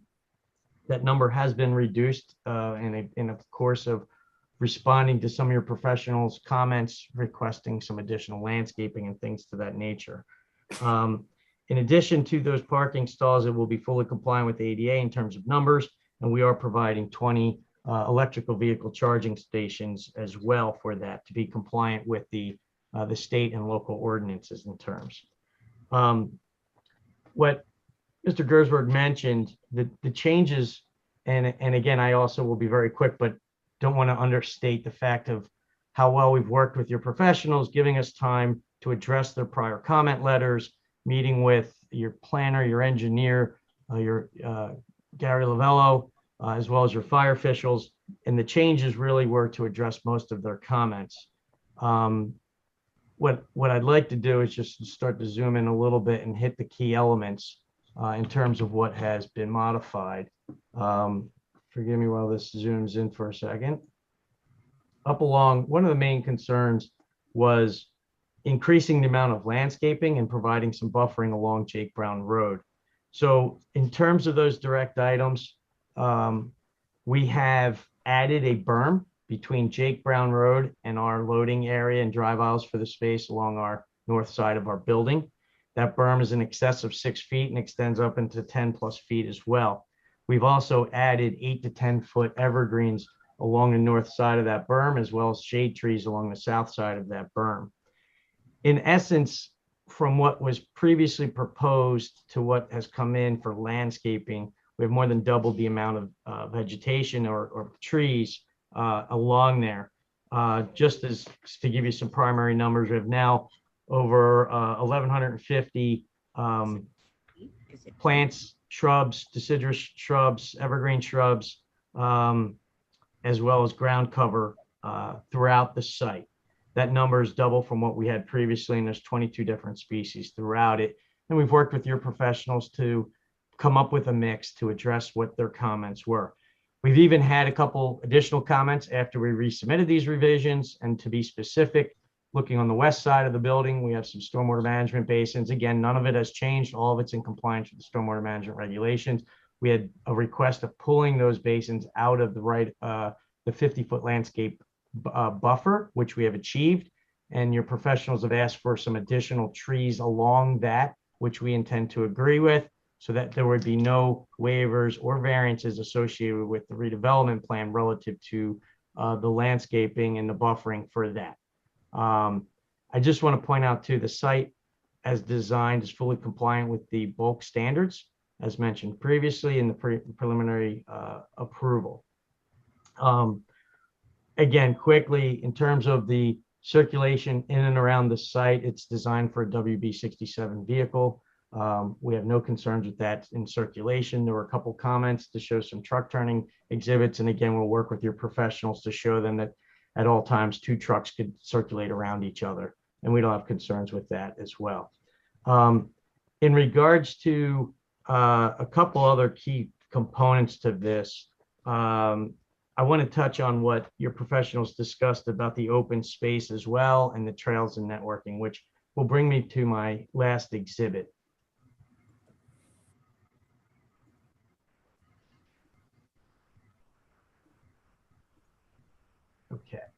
hopefully you can see this. This would be marked A3, Open Space Exhibit C-318, prepared by Bowler Engineering, dated 2/7/22. You good with that, Mark? You hear that and see it? Excellent. Thank you, Mr. Okay. Gale. This exhibit is exactly what was shown at the final approval for the Glen Oaks Country Club as well. Just for reference, right page to the right is north.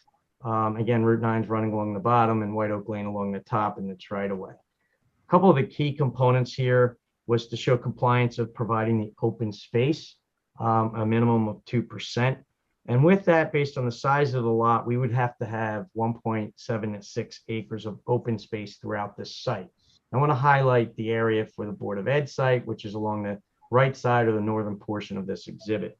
We are proposing to have 3.5 acres, so approximately two times the amount as required by the redevelopment plan, 200%.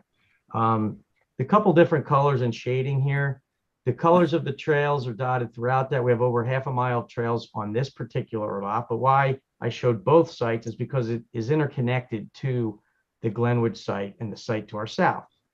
In combination of the two, we have in excess of 2 miles of trails, and you can see that they blend together.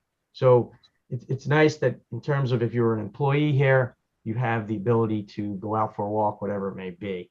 Some other key elements here. We are showing different areas, the green areas of being forested and the existing forest, and then the yellow areas are where we're proposing to reforest. And that testimony was indicated before that as part of this project and redevelopment, the developer is donating 10,000 trees of whips and saplings to be replanted on this site, as well as the country club site and others that lands that he has owned. But there'll be surplus of that 10,000 of approximately 8,000 trees plus or minus that would be used wherever the forester deems necessary throughout the community of Old Bridge. I think this is a great exhibit that just shows that though we are redeveloping, we are twofold providing a great environment to transition into the natural habitat along the Tennant Brook, which is to the south side of this building, the warehouse. We're fully compliant with the DEP's regulations. We're in the process of obtaining those permits. We're reforesting, as well as providing other benefits to the community in terms of education of reforesting and planting, as mentioned, in terms of donation to the education process of that. I think that addresses the key changes from before. I will just highlight, we are requesting 3 design waivers that were identified at the original, at the preliminary approval, which included 3 waivers relative to lighting in terms of the lowest average foot candle to be allowed was 0.8. There are some areas along the outer edges of the truck trailer spaces that drop down to 0.6. So we are below the minimum in that case. The average foot candle or the minimum foot candle throughout the entire parking lot is to be 1 foot candle. And again, we're at 0.6 in that area, as I mentioned. So it's 2 variances, or excuse me, 2 design waivers that are hit there by the way it's written in the ordinance. Again, I don't, as the professional with responsibility of this, it is still a safe layout. Where that minor deviation occurs, it's in an area with minimal amount of public traffic or anybody walking. It's at the rear of trailers. We do exceed the maximum light level 1 foot candle up along the property line of being 5.3 foot candles up along the right of way at our access road onto the right of way. Again, no impact to any adjacent property. It's up along the roadway for the intersection where it'd be safe, just for safety. Also, there's no residential areas anywhere near this site that would be impacted by our proposed lighting. I think that hits the highlights. Oh, the one last waiver would be we did comply, or we did add numerous landscaped islands throughout the parking lot as noted in your professional's letter, but we did not meet the total number as required. We aren't requesting a variance with the minimum number of parking stalls that is required, but we are asking for a minor deviation in terms of exceeding areas along the perimeter and up along the face of the building of a landscape island. I think, again, where we've located the trees, where we've added it, has provided the screening and buffering and has met the intent of that ordinance. And again, I think if you look through the professionals' letter, they tend to agree. And again, for the record, working with your professionals has been great, going through the different comments. As mentioned and recognized by some of the board members, there are numerous, I'll call construction detailed like items that, yes, we will need to comply with during resolution compliance, which we agree to. And there are no items within the professionals' letter that provide any concern from an engineering standpoint for our office to be able to work with them and provide the level of detail or the information they have requested. Mark, with that, I believe that's everything I wanted to hit on. Thank you, Mr. Cahill. That's all we have for this witness, Mr. Chairman.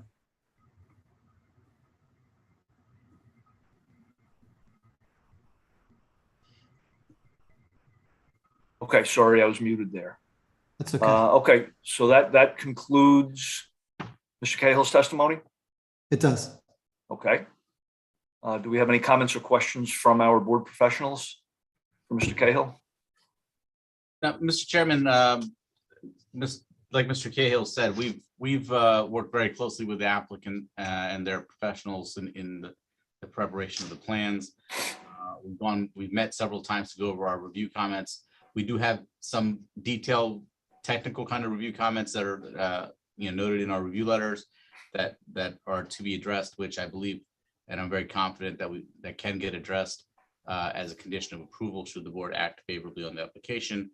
I don't have any questions, any direct questions for Mr. Cahill. He provided the testimony that we requested he provide as part of his presentation, and all the other items we've already discussed with him offline. So I have nothing else to add. And at the previous application, the preliminary. At preliminary, and I think the only person I've talked to more than Keith, Mr. Chairman, I just want to reiterate the landscaping comments that Keith went through. Like you said, we've met with him, and just recently the other day and talked about the details that we want to see in there. And he mentioned the doubling of the number of trees and shrubs and plants. And during our discussions, we expressed some, concerns about the frontage areas that we wanted to see more landscape buffering in there, and he's agreed to that. So that number is actually going to increase. And with regard to that, the waiver he's requesting for the planting islands in the parking lots, what they've done, instead of having a single, normally you just have a 6 or 9 foot wide island.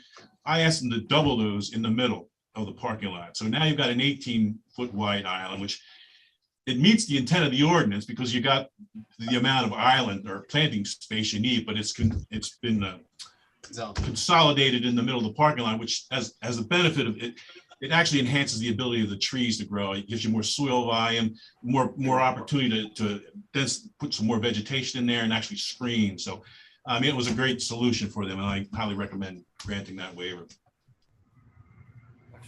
Okay, thank you. And Mr. Lavallo, do you have any input on this?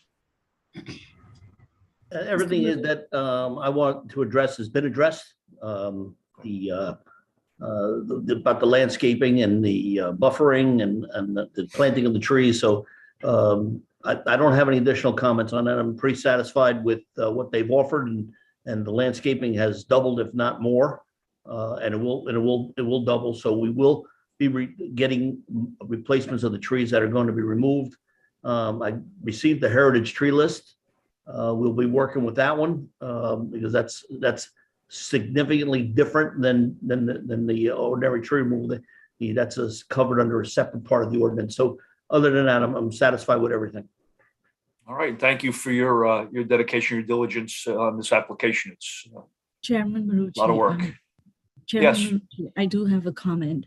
Yes, Vina. Mr. Cahill, just for record, can you talk about the signage? Because I believe you agree to work with us on the signage details, and you also agree that conforming signs will be proposed. If they're not conforming, then you would have to come back to the board with variances.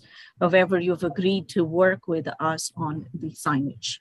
Yes, Farina, and I apologize for missing that in my testimony. Yes, we have two monument signs at each driveway for entrance that are fully compliant with your ordinance. Our intent is to have a compliant sign package. There are some additional details as requested by yourself and on the building. We will provide that and be, as mentioned, we'll be compliant. If there is anything, you'd see us back here for any deviations. Sure. And one last comment, not a question. I do agree with Mr. Kalioklani's comment about the landscape buffer because I had raised my concerns at the last meeting, but the landscape buffer that has been provided is adequate. And I think overall the project has really come out well. And thanks to all the professionals who were working so hard and working diligently on this. Yes, agreed. Okay, if the board professionals have finished up questions and comments, I'll move it to the board members and see if anyone has any questions for Mr. Cahill.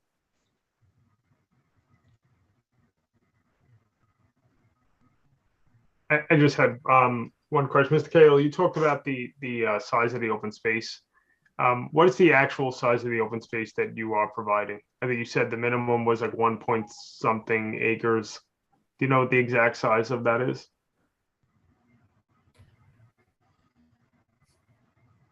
Mr. Cahill, you're muted. Sorry. On this site alone, the Board of Ed's 3.48 acres, where 1.74 would be required. So you're far exceeding the requirement. Yeah, it's more than double. And then in regards to the overall, if you wanted the two sites together, it's also on that same exhibit. I'm just going to read it off, and I apologize. I'm looking on my screen to the right, so I don't share it, but it's on there.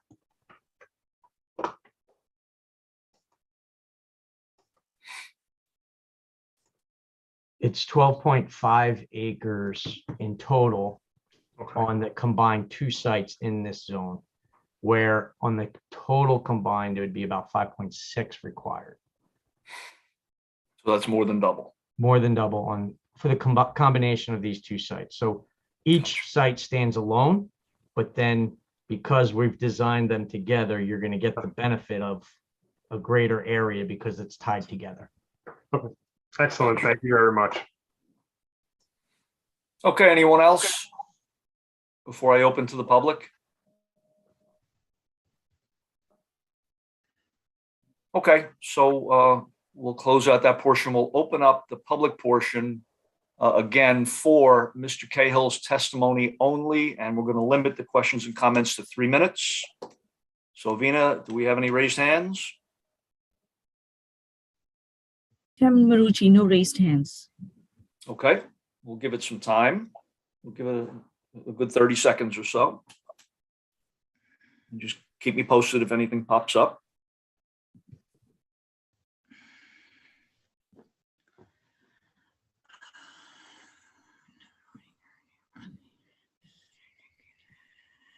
No raised hands. Okay. Another 10 seconds or so.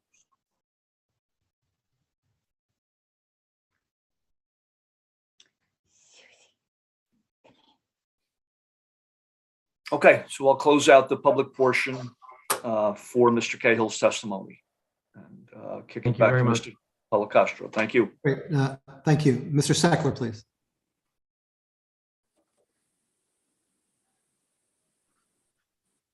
Mr. Seckler, would you raise your right hand? Do you swear or affirm the testimony you're going to give this evening is the truth, the whole truth, and nothing but the truth?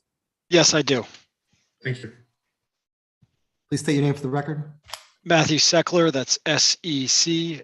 I'm with Stonefield Engineering Design. Address is 92 Park Avenue in Rutherford, New Jersey. Your licensure and role in this project, very briefly.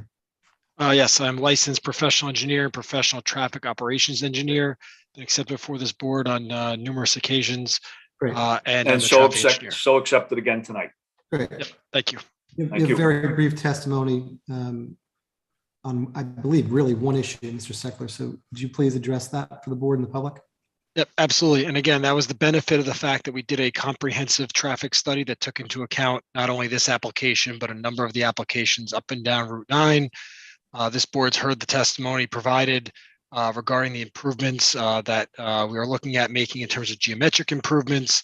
One additional aspect is the Jake Brown Road intersection will have, we are proposing new signal timing that we will propose to the Department of Transportation to account for the fact that currently Jake Brown Road really experiences very little traffic. In the future, really not because of this proposed development, but the Regency development. There'll be future traffic on Jake Brown Road that will require some more green time for the Jake Brown Road approaches. Other than that, again, my traffic testimony that I provided previously to this board regarding the adequacy of the roadway network to support this traffic, as well as the fact the applicant will work on making the geometric changes requested by the board. And I think they'll be part of future redevelopment agreements regarding the timing of the geometric improvements of the jug handles and roadways in the area. Thank you. Okay, that concludes your testimony? It does. Okay, very good. Okay, so any questions, comments from our professionals? I'll defer to Mr. Meitzler for any traffic-related comments. Okay, Mr. I Meister? don't have any questions. I do not have any other additional questions from Mr. Seckler. I apologize. Other than we are continuing to work with him through his comprehensive traffic impact study and also just some of our detailed comments as referenced by Mr. Darcy earlier that we are working with Mr. Seckler and Mr. Cahill about regarding just ensuring the truck turning radiuses and everything are adequate. Okay. No other additional questions. Okay, for the record, you're comfortable that they will work with you? Yeah, they have been working with us. Yes. So, and I'm comfortable that they will continue. Great. Okay. So the professionals were all done, and any from the board members? Any questions for Mr. Metzler? I have one question. Mr. Renner? And it's relative, thank you. It's relative to the conclusion on page 29 of your study. I'm noting a paragraph, the second paragraph to the last, and it calls out a specific delay in the study, but it's only relative to this warehouse development and not all the other developments. It almost appears when you read it that the conclusion is incomplete because the study is relative to all developments, but the conclusion is specific to this development. Could you explain? Yeah. So what that is related to is, again, in our traffic study, we looked at two build scenarios. One was just the warehouses being built, because obviously that's something this applicant could control. And then the other one was as a request of the board to look at not only the warehouses, all the warehouses being built, but also the Regency and the residential development. You are right that paragraph in there discusses the fact that, the conclusion as it relates to what we can control, which is our residential with our warehouse developments. We can obtain level of service or delays that are consistent with, acceptable conditions. Obviously, the one issue at Fairway Lane, I think we've discussed as part of the previous application in terms of additional lanes at Fairway to ensure that we could mitigate any traffic that is being generated by the warehouse development. From the overall aspect, the master, we called kind of like the master plan or the Route 9 overall traffic study. One aspect that we included in here was some potential suggestions, but we really left it up somewhat to the board and the township professionals in terms of how they would like to account for the impacts of those developments. So again, Regency's obviously been approved. I don't know the history with the, the residential aspect of that development in terms of what obligations they had. But I do know that Mr. Meitzler has looked at our study and as part of that had suggested some other alternative fixes that may include retiming signals as far down as Ferry Lane and coordinating that with Spring Valley, potential some look at Spring Valley itself in terms of the geometry of it, so it could support some future heavier volume of traffic. So again, the way we looked at it is that we're responsible as an applicant for our development.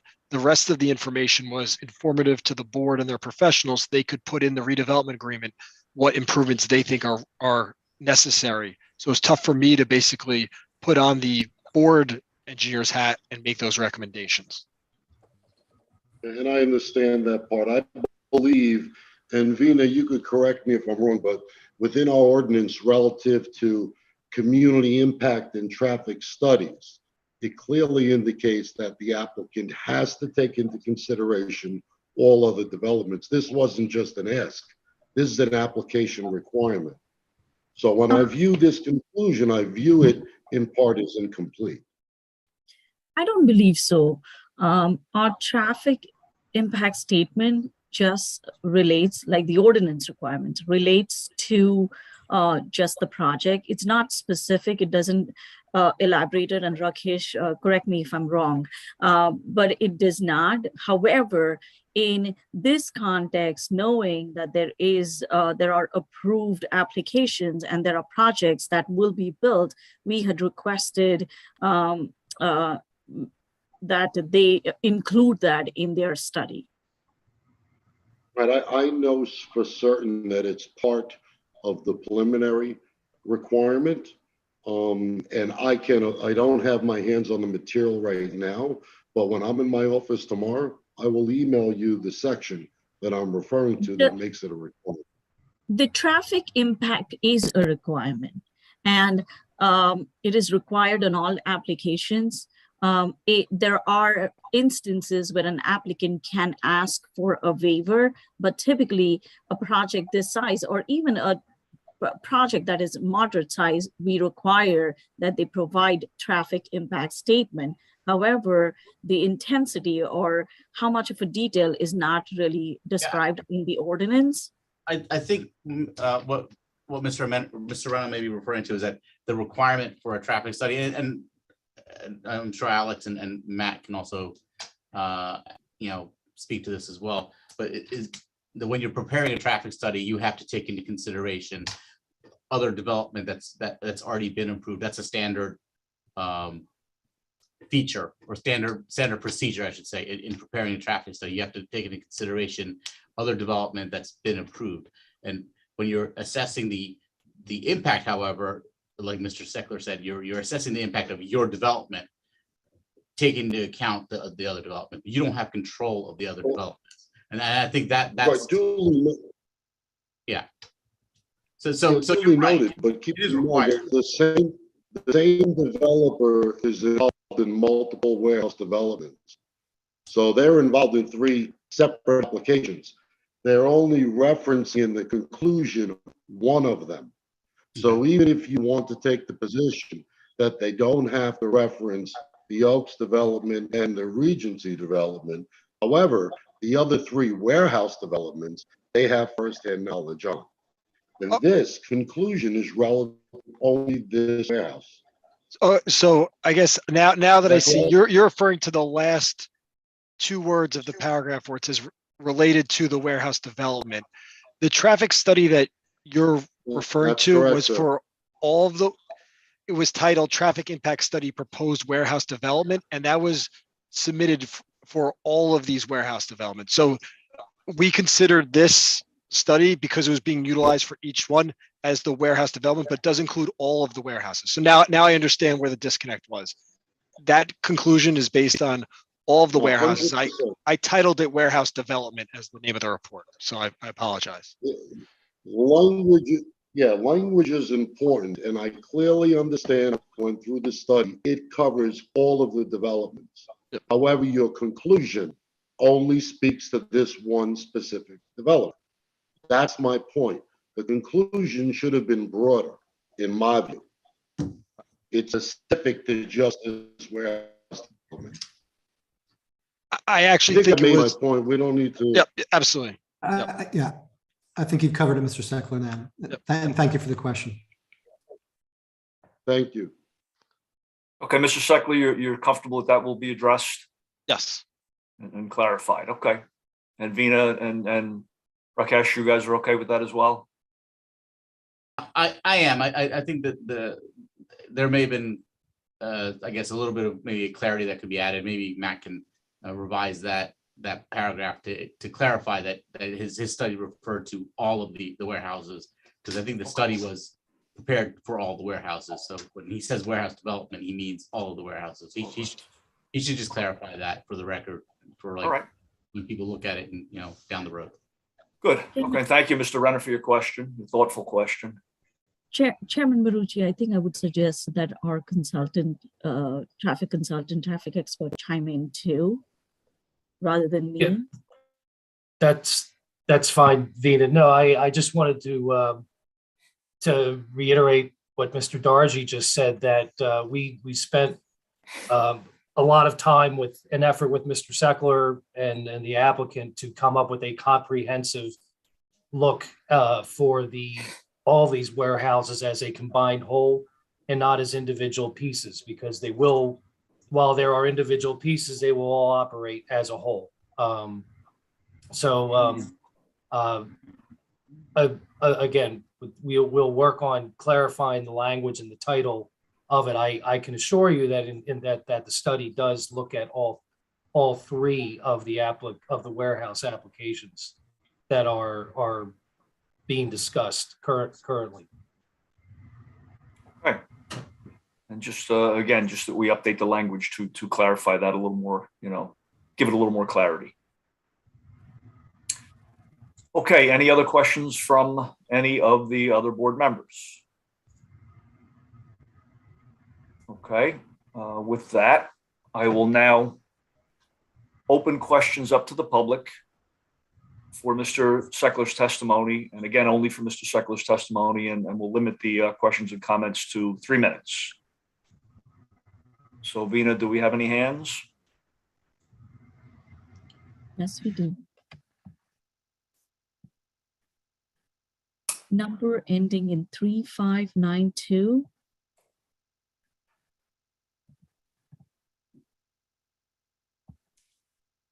Okay, if someone's called in with number ending 2592, you can speak to Mr. Seckler's testimony.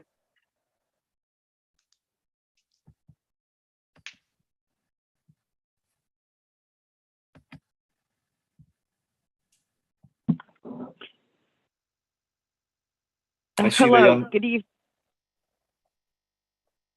Hello? Hello, yes.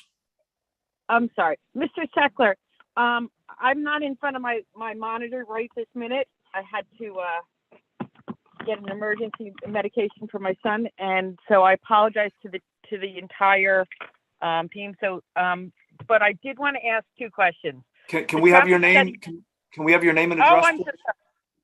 My name is Nina Jocknowitz. I live at 203 West Greystone Road, Oldbridge. I live down the street from Salt Middle School. Okay, so the question is, Mr. Seckler, you redid this traffic safety and created a report, which of course, it was very tacitly shown to us in the audience, the township residents. That's not your fault. That's the fault of the way that everybody does business these days. They don't want us to see anything. But that said, what I'd like to ask you is, I think we're up to nearly 20 road deaths on Route 9. Not that any of them are your fault, right? How does the traffic of 90 tractor trailers per hour affect that? And how is it that you came to the conclusion you did that there would be no change? I'm sorry. I'm hearing some feedback, I think, or maybe somebody asking me to say something. Stop. Hello? No, nobody said anything. Okay. So I'm just trying to understand. I preface this on you've testified before that we're going to have about 90 tractor trailers in our 67-foot optimized to the 67-foot length, which is the maximum. And I've seen some of your descriptions where you're talking about 600 seconds approximately delayed at a traffic light, and that's the updated turns that you're going to be building. Correct? Is that? I mean, I'm estimating the number. If I'm off by a few seconds, I apologize. That's about right. that that's the delays we're gonna see? No, if no improvements are made to the intersections, then that could be the delays when you include all of the Regency, the residential and the warehouse developments. We've suggested traffic signal timing that we'll be providing to the Department of Transportation. We've already agreed to looking at making, again, some improvements to Fairway Lane so that that 600 seconds is not what is experienced by drivers. Okay, so Fairway Lanes, so what happened with the traffic and safety report to Ferry Road, which was the site of the most recent mortality just a few days ago? Not your fault again, but it wasn't another person that was hit and run, driven down the road. What happened to that safety report at that road? Because that's another intersection where everybody, by the way, the road was shut down for several hours, understandably so.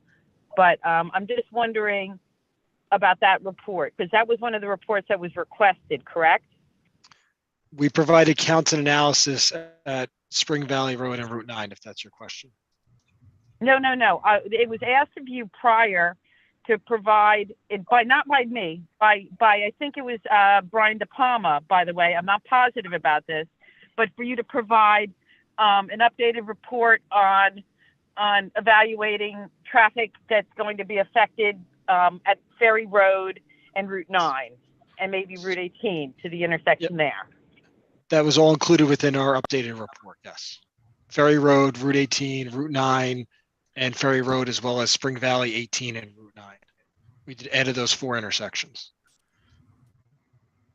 And there's not going to be any change in traffic at that intersection? The board's traffic engineer is suggesting us to modify the signal timing potentially for the 2 Route 9 intersections of Spring Valley and Ferry to make those intersections work a little more together, a little more coordinated. That was a suggestion that the board traffic engineer has made. Yeah, that's a very good suggestion. I like that suggestion. I'm just concerned more about the fact that we're going to have added road depth. This road. Ms. Jackness, let me be perfectly clear. We have no control over, irresponsible drivers and pedestrians and traffic deaths. We cannot engineer that out of the world. So we have to try to keep our questions and comments concise. You're beyond your 3 minutes, and if we could just keep them concise and keep things moving along. Okay, so yeah, I mean, I know there's nobody behind me, but I appreciate it.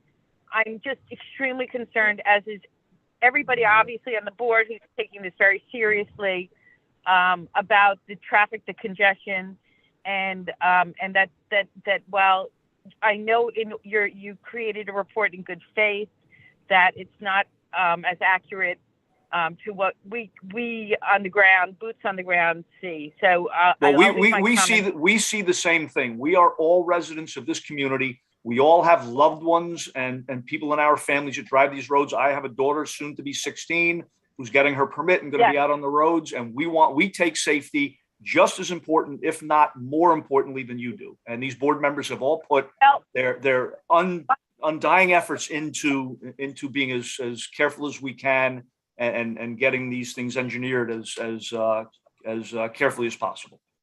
I would just say simply when we do the retiming, we look at things such as the red time, the yellow time, the pedestrian crossing distance to make sure those are all up to the latest standards. So where applicable, those are the improvements that obviously would be provided as part of the retiming schemes here.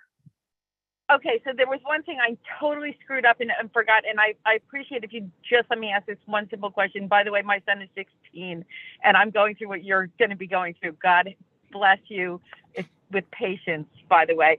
But that said, is it possible, can I ask this last question? And I promise not to be... we're going well beyond the 3 minutes, but yes, a very concise question. Yeah. Okay. So I know that the access to Borntown Road has been nixed from the discussion because of wetlands, right? Is that correct? I don't think that's correct, but I would leave that to someone else to provide that answer. And and there was something associated with the Jake Brown Road that was because there was also wetlands that was going to be crossing that was unknown to you folks at the time? Yeah, that's beyond the scope of this testimony, I believe, Mr. Okay, Mr. okay. Well, then, thank you. I appreciate it. I'll shut up. I appreciate it. Thank you very much. Thank you. Okay, Bina, anybody else with their hands up?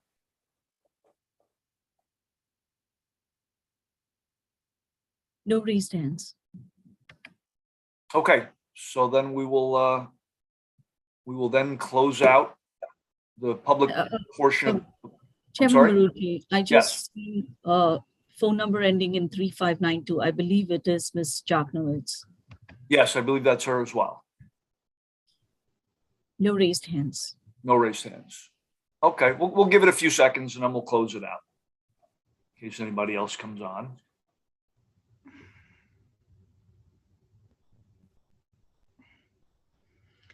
Okay, I'll close out the public portion of questions and comments for Mr. Seckler's testimony and Mr. Policastro. Anybody else? Last witness, Ms. Keller, which I believe will be a three-minute witness or less. Ms. Keller. Good evening, Ms. Keller. Yes. Hello? Ms. Keller, I see you. Could you please raise your right hand? Mm-hmm. Do you swear or affirm the testimony you're going to give this evening is the truth, the whole truth, and nothing but the truth? Yes, I do. Thank you. You've been accepted as an expert before this board. Is that true, Ms. Keller? Yes, I'm a licensed professional planner in the state of New Jersey, and I testified before this board several times Great. and was accepted as a witness. And so Thank accepted this evening as well. You have a Thank you, super Chairman. quick. Yes, super quick I'm just going to just presentation. briefly sum up everything that we've heard tonight from a planning perspective and, just the sum total of this application for final site plan approval. So as you've heard, the application tonight for final approval, the applicant has worked diligently with your professionals and collaboratively in order to address many of their comments and to create a plan that comes very close to meeting. It meets all the bulk requirements, it meets the goals of the redevelopment plan, and it meets nearly every design requirement except for the 3 small waivers that are being requested that were addressed by Mr. Cahill. Those are related to landscape buffering, lighting, a couple places throughout the site, and the number of not landscape buffering, landscape islands and lighting throughout the site. And these are all very minor in nature, given the scope of this project and the impact of project as a whole as compared to these minor deviations. And this project in particular, because of its location, the lighting, for example, will not have any impact on residential properties. And basically, I think that even with the waivers, this application meets the spirit and intent of the ordinance and really redevelopment plan clearly.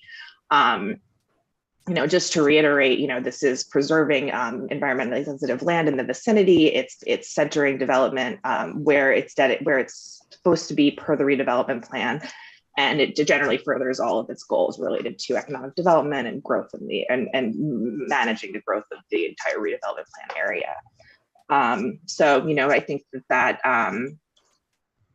it really, the effectuation of the redevelopment plan will outweigh any of the waivers. And I think that what we have before you is a plan that's nearly 100% in compliance with the redevelopment proposal. And the applicant has shown their willingness to work with professionals and this board. So thank you. Excellent. I don't have anything further. Thank you, Ms. Keller. That's all we have for this witness, Mr. Chairman. Thank you, Ms. Keller. Thank you. Board professionals, anything on Ms. Keller's summation or her wrap up? Whether that the waivers are de minimis, we discussed those islands. I think they're actually an enhancement. So I think it's a much better solution. And the lighting, again, it's de minimis. It's not going to impact anybody. And it's mostly related to their own internal functions. Okay. I don't have any questions for Ms. Keller. Okay, thank you, guys. I completely agree with Mr. Kaliokalani. Okay. So now moving on to the board members. Any questions or comments from Ms. Keller? No. Okay. So this is the final witness, Mr. Policastro? It is, Mr. Chairman. That is all we Okay. have. Okay, good. So we will open Ms. Keller's testimony up to questions and comments from the public. And I guess, Vina, if we have any raised hands again.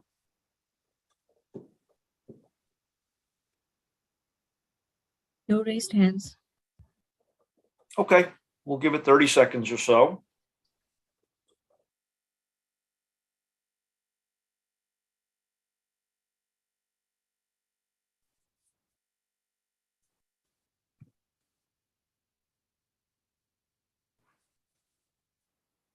Still none? None. Okay.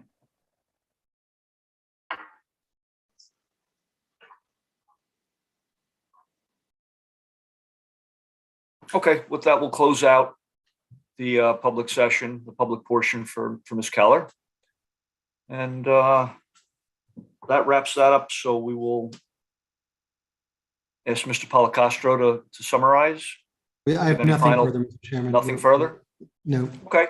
And Mr. Sordillo, then if you can put a bow on it and wrap it up and summarize. Almost, Mr. Marucci, we do have to allow for public comment now. So it's not limited to Yeah. questions of the witnesses, but just general public comment on the application. Okay. Yeah, I understand that. I was going to do that after your summation, but so we'll do that prior. Yes. Okay. So we'll open it up again to the public for any final overall comments or questions.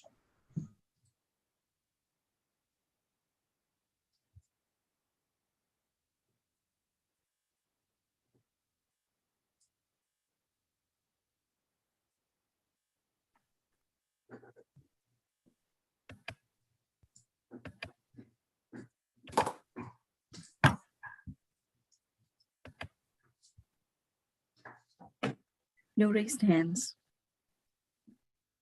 Okay, so another 10 seconds or so.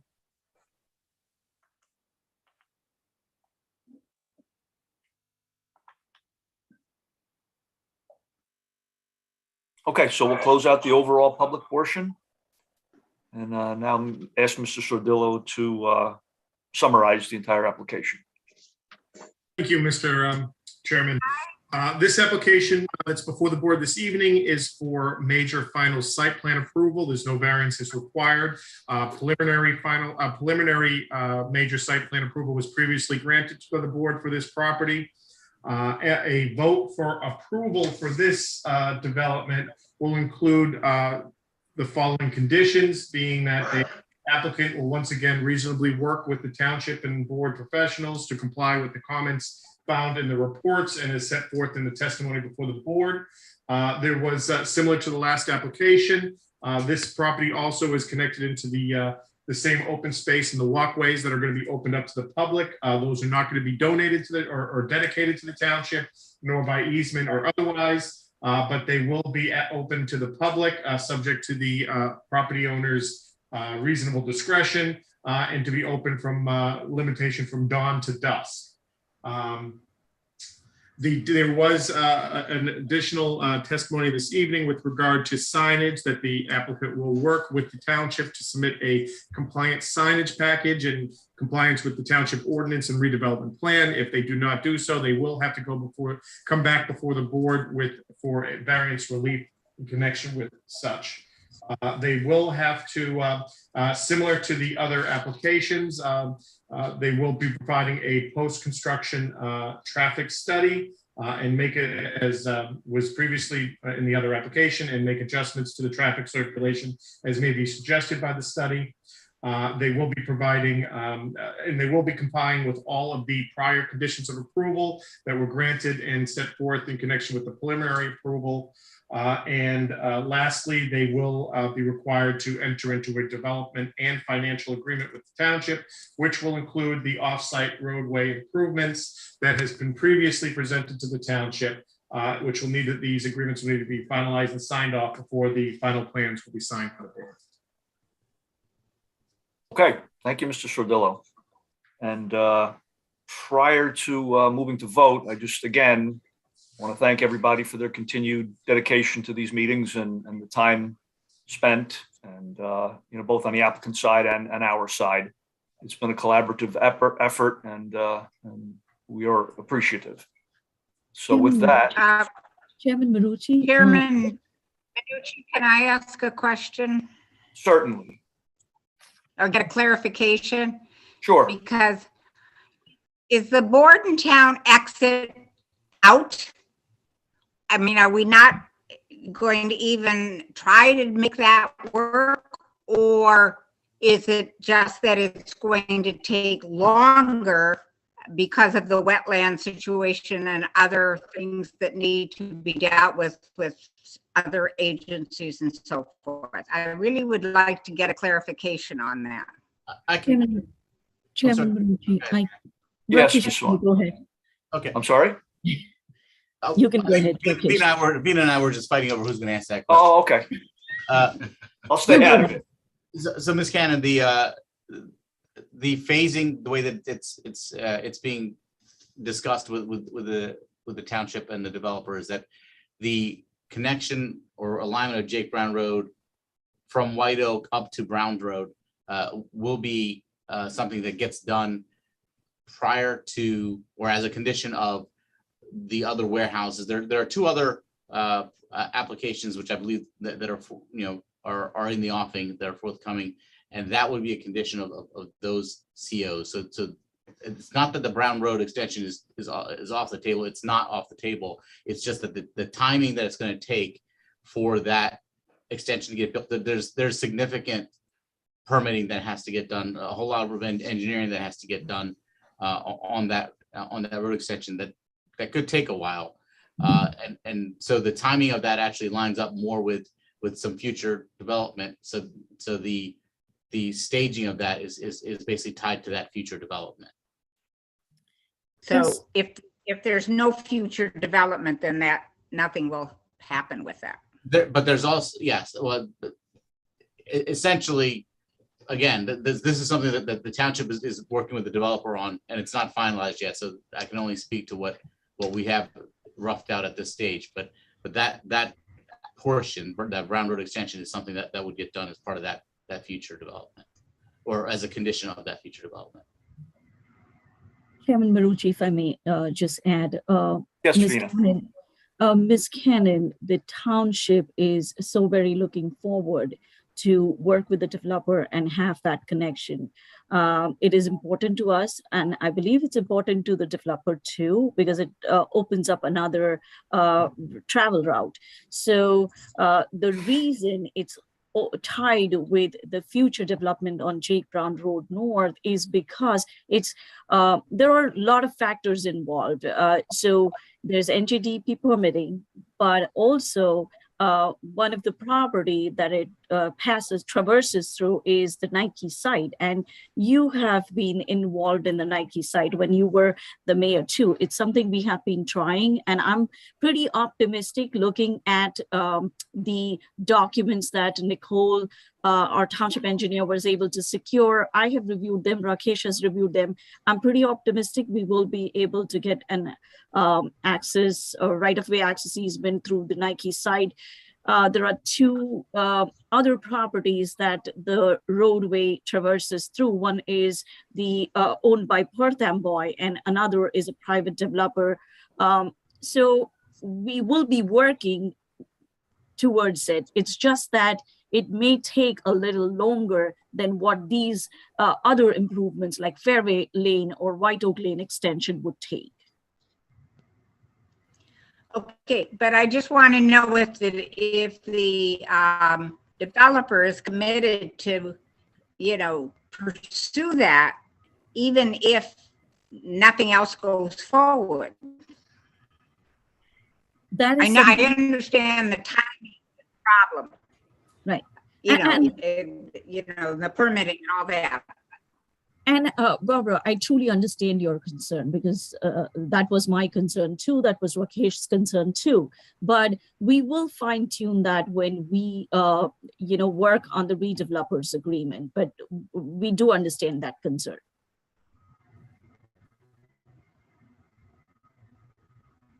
Okay. Okay. Anybody else? And thank you, Ms. Cannon. Question for Mr. Sardillo. So is the DOT recommendation, is that also another contingency of approval, or is that ancillary to this? Because I think that'll address some of the safety concerns, like making that a dedicated right turn lane, it would become enforceable, and then calculating the length of that relative to the speed on that road and the braking distance required for the trucks, things like that.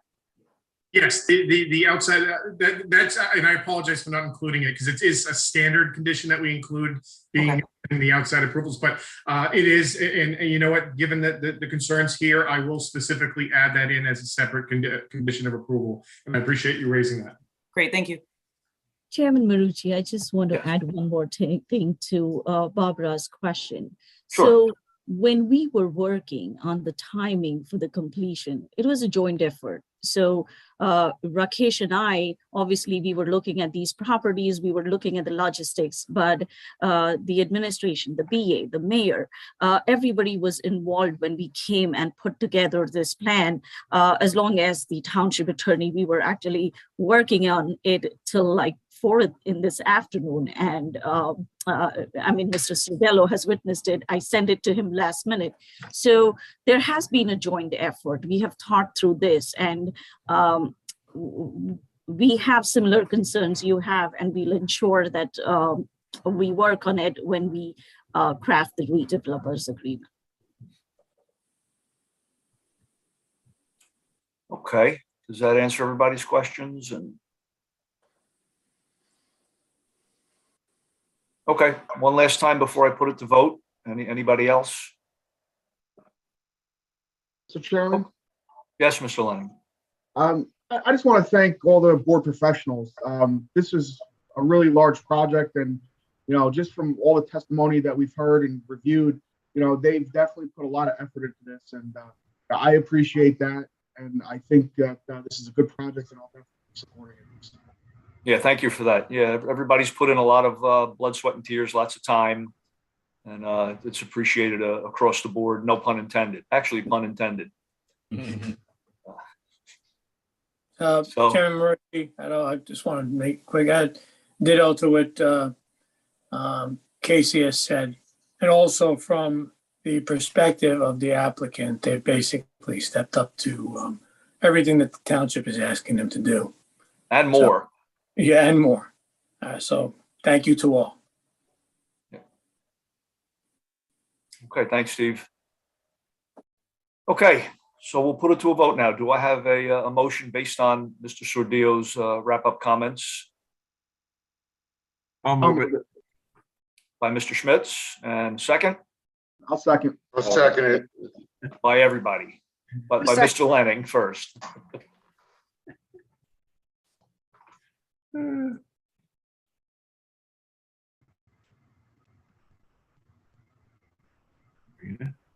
Chairman Marucci, Yes.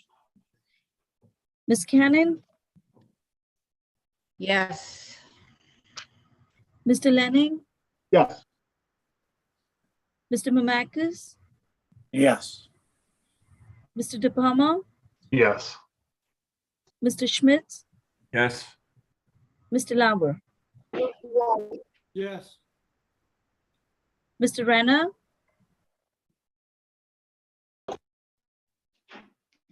No. Mr. Pink, Yes.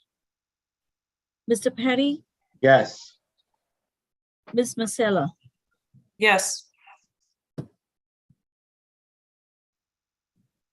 Okay.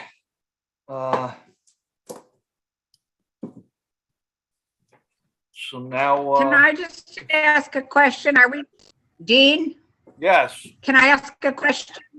Are we going to be back in the courtroom next month? Yeah. Can I answer that?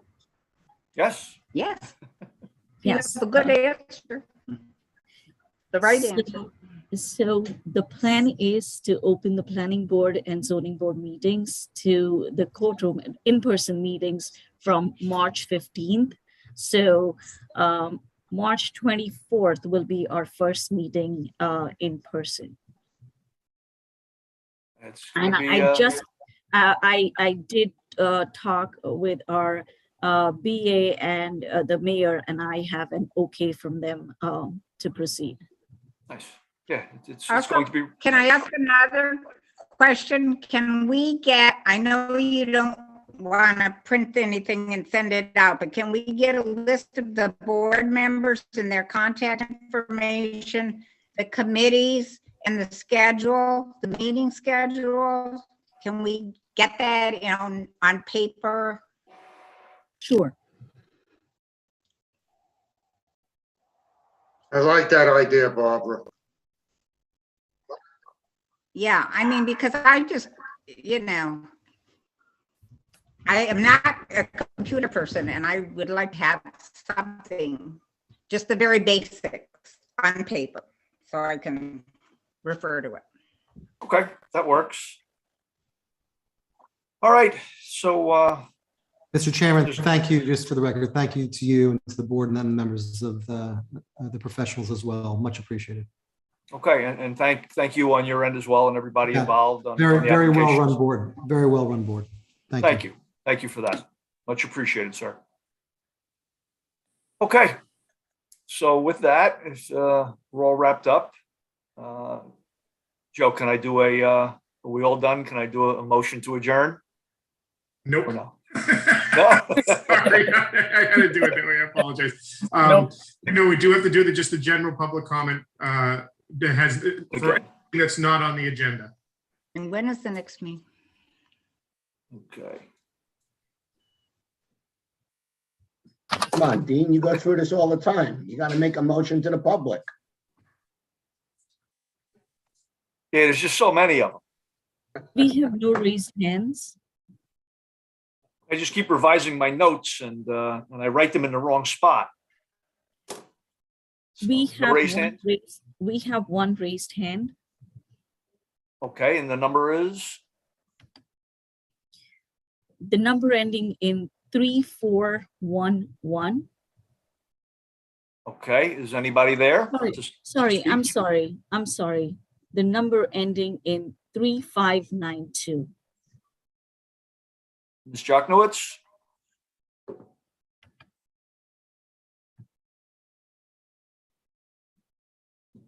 Do we have any final comments for the board before we close it out?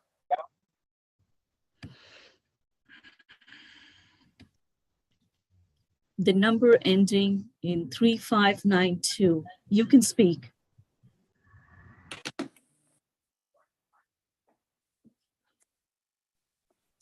I'm not hearing anything.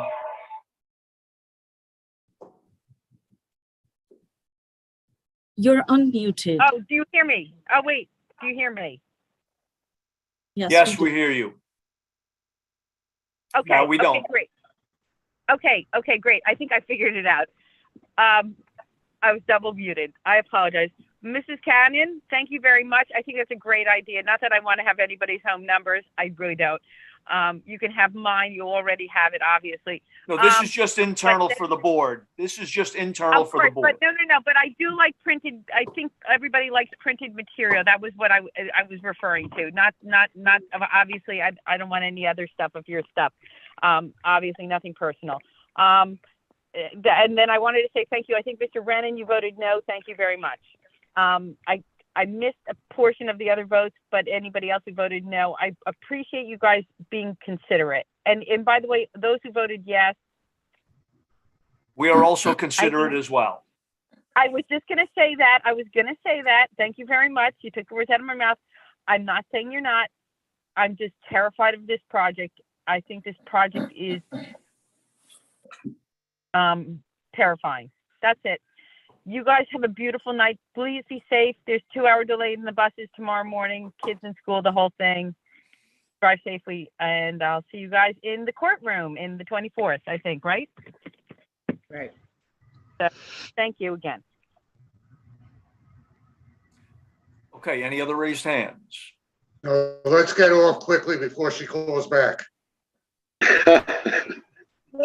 When is the next meeting? Is it the 24th or is there another meeting? There is a special meeting scheduled for March 7th. And that will be virtual? And what Yes. does that mean? What is on for that meeting? Segme Jake Brown Road, South.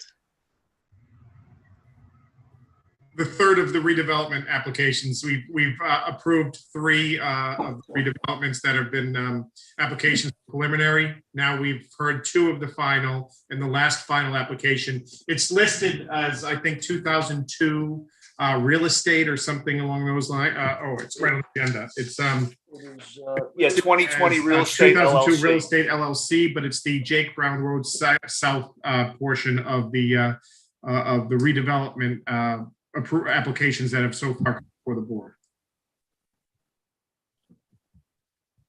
Okay, Ms. Cannon, anything else? Now, are we going to be sent those materials or is it for final? Yes, it's for final.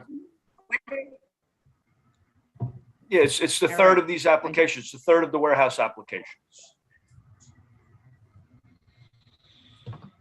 Okay. Of the 3 preliminaries we've approved, and now 2 final, and then this is the last one.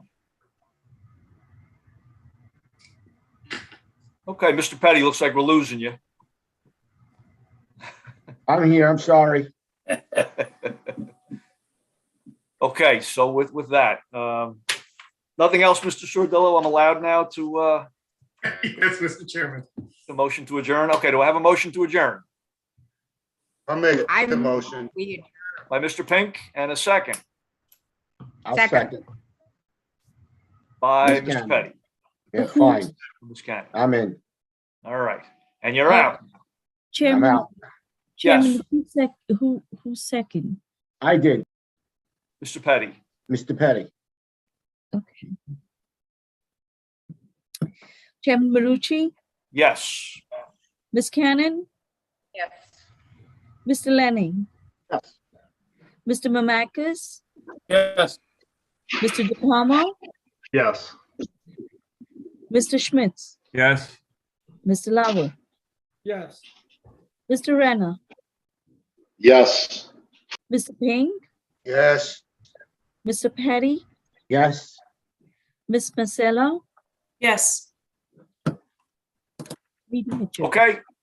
Thank you so much, everybody, for all your time and dedication, and we will see you at the next one. Good night. Good night, everyone. Have a good evening. Thank you. Right.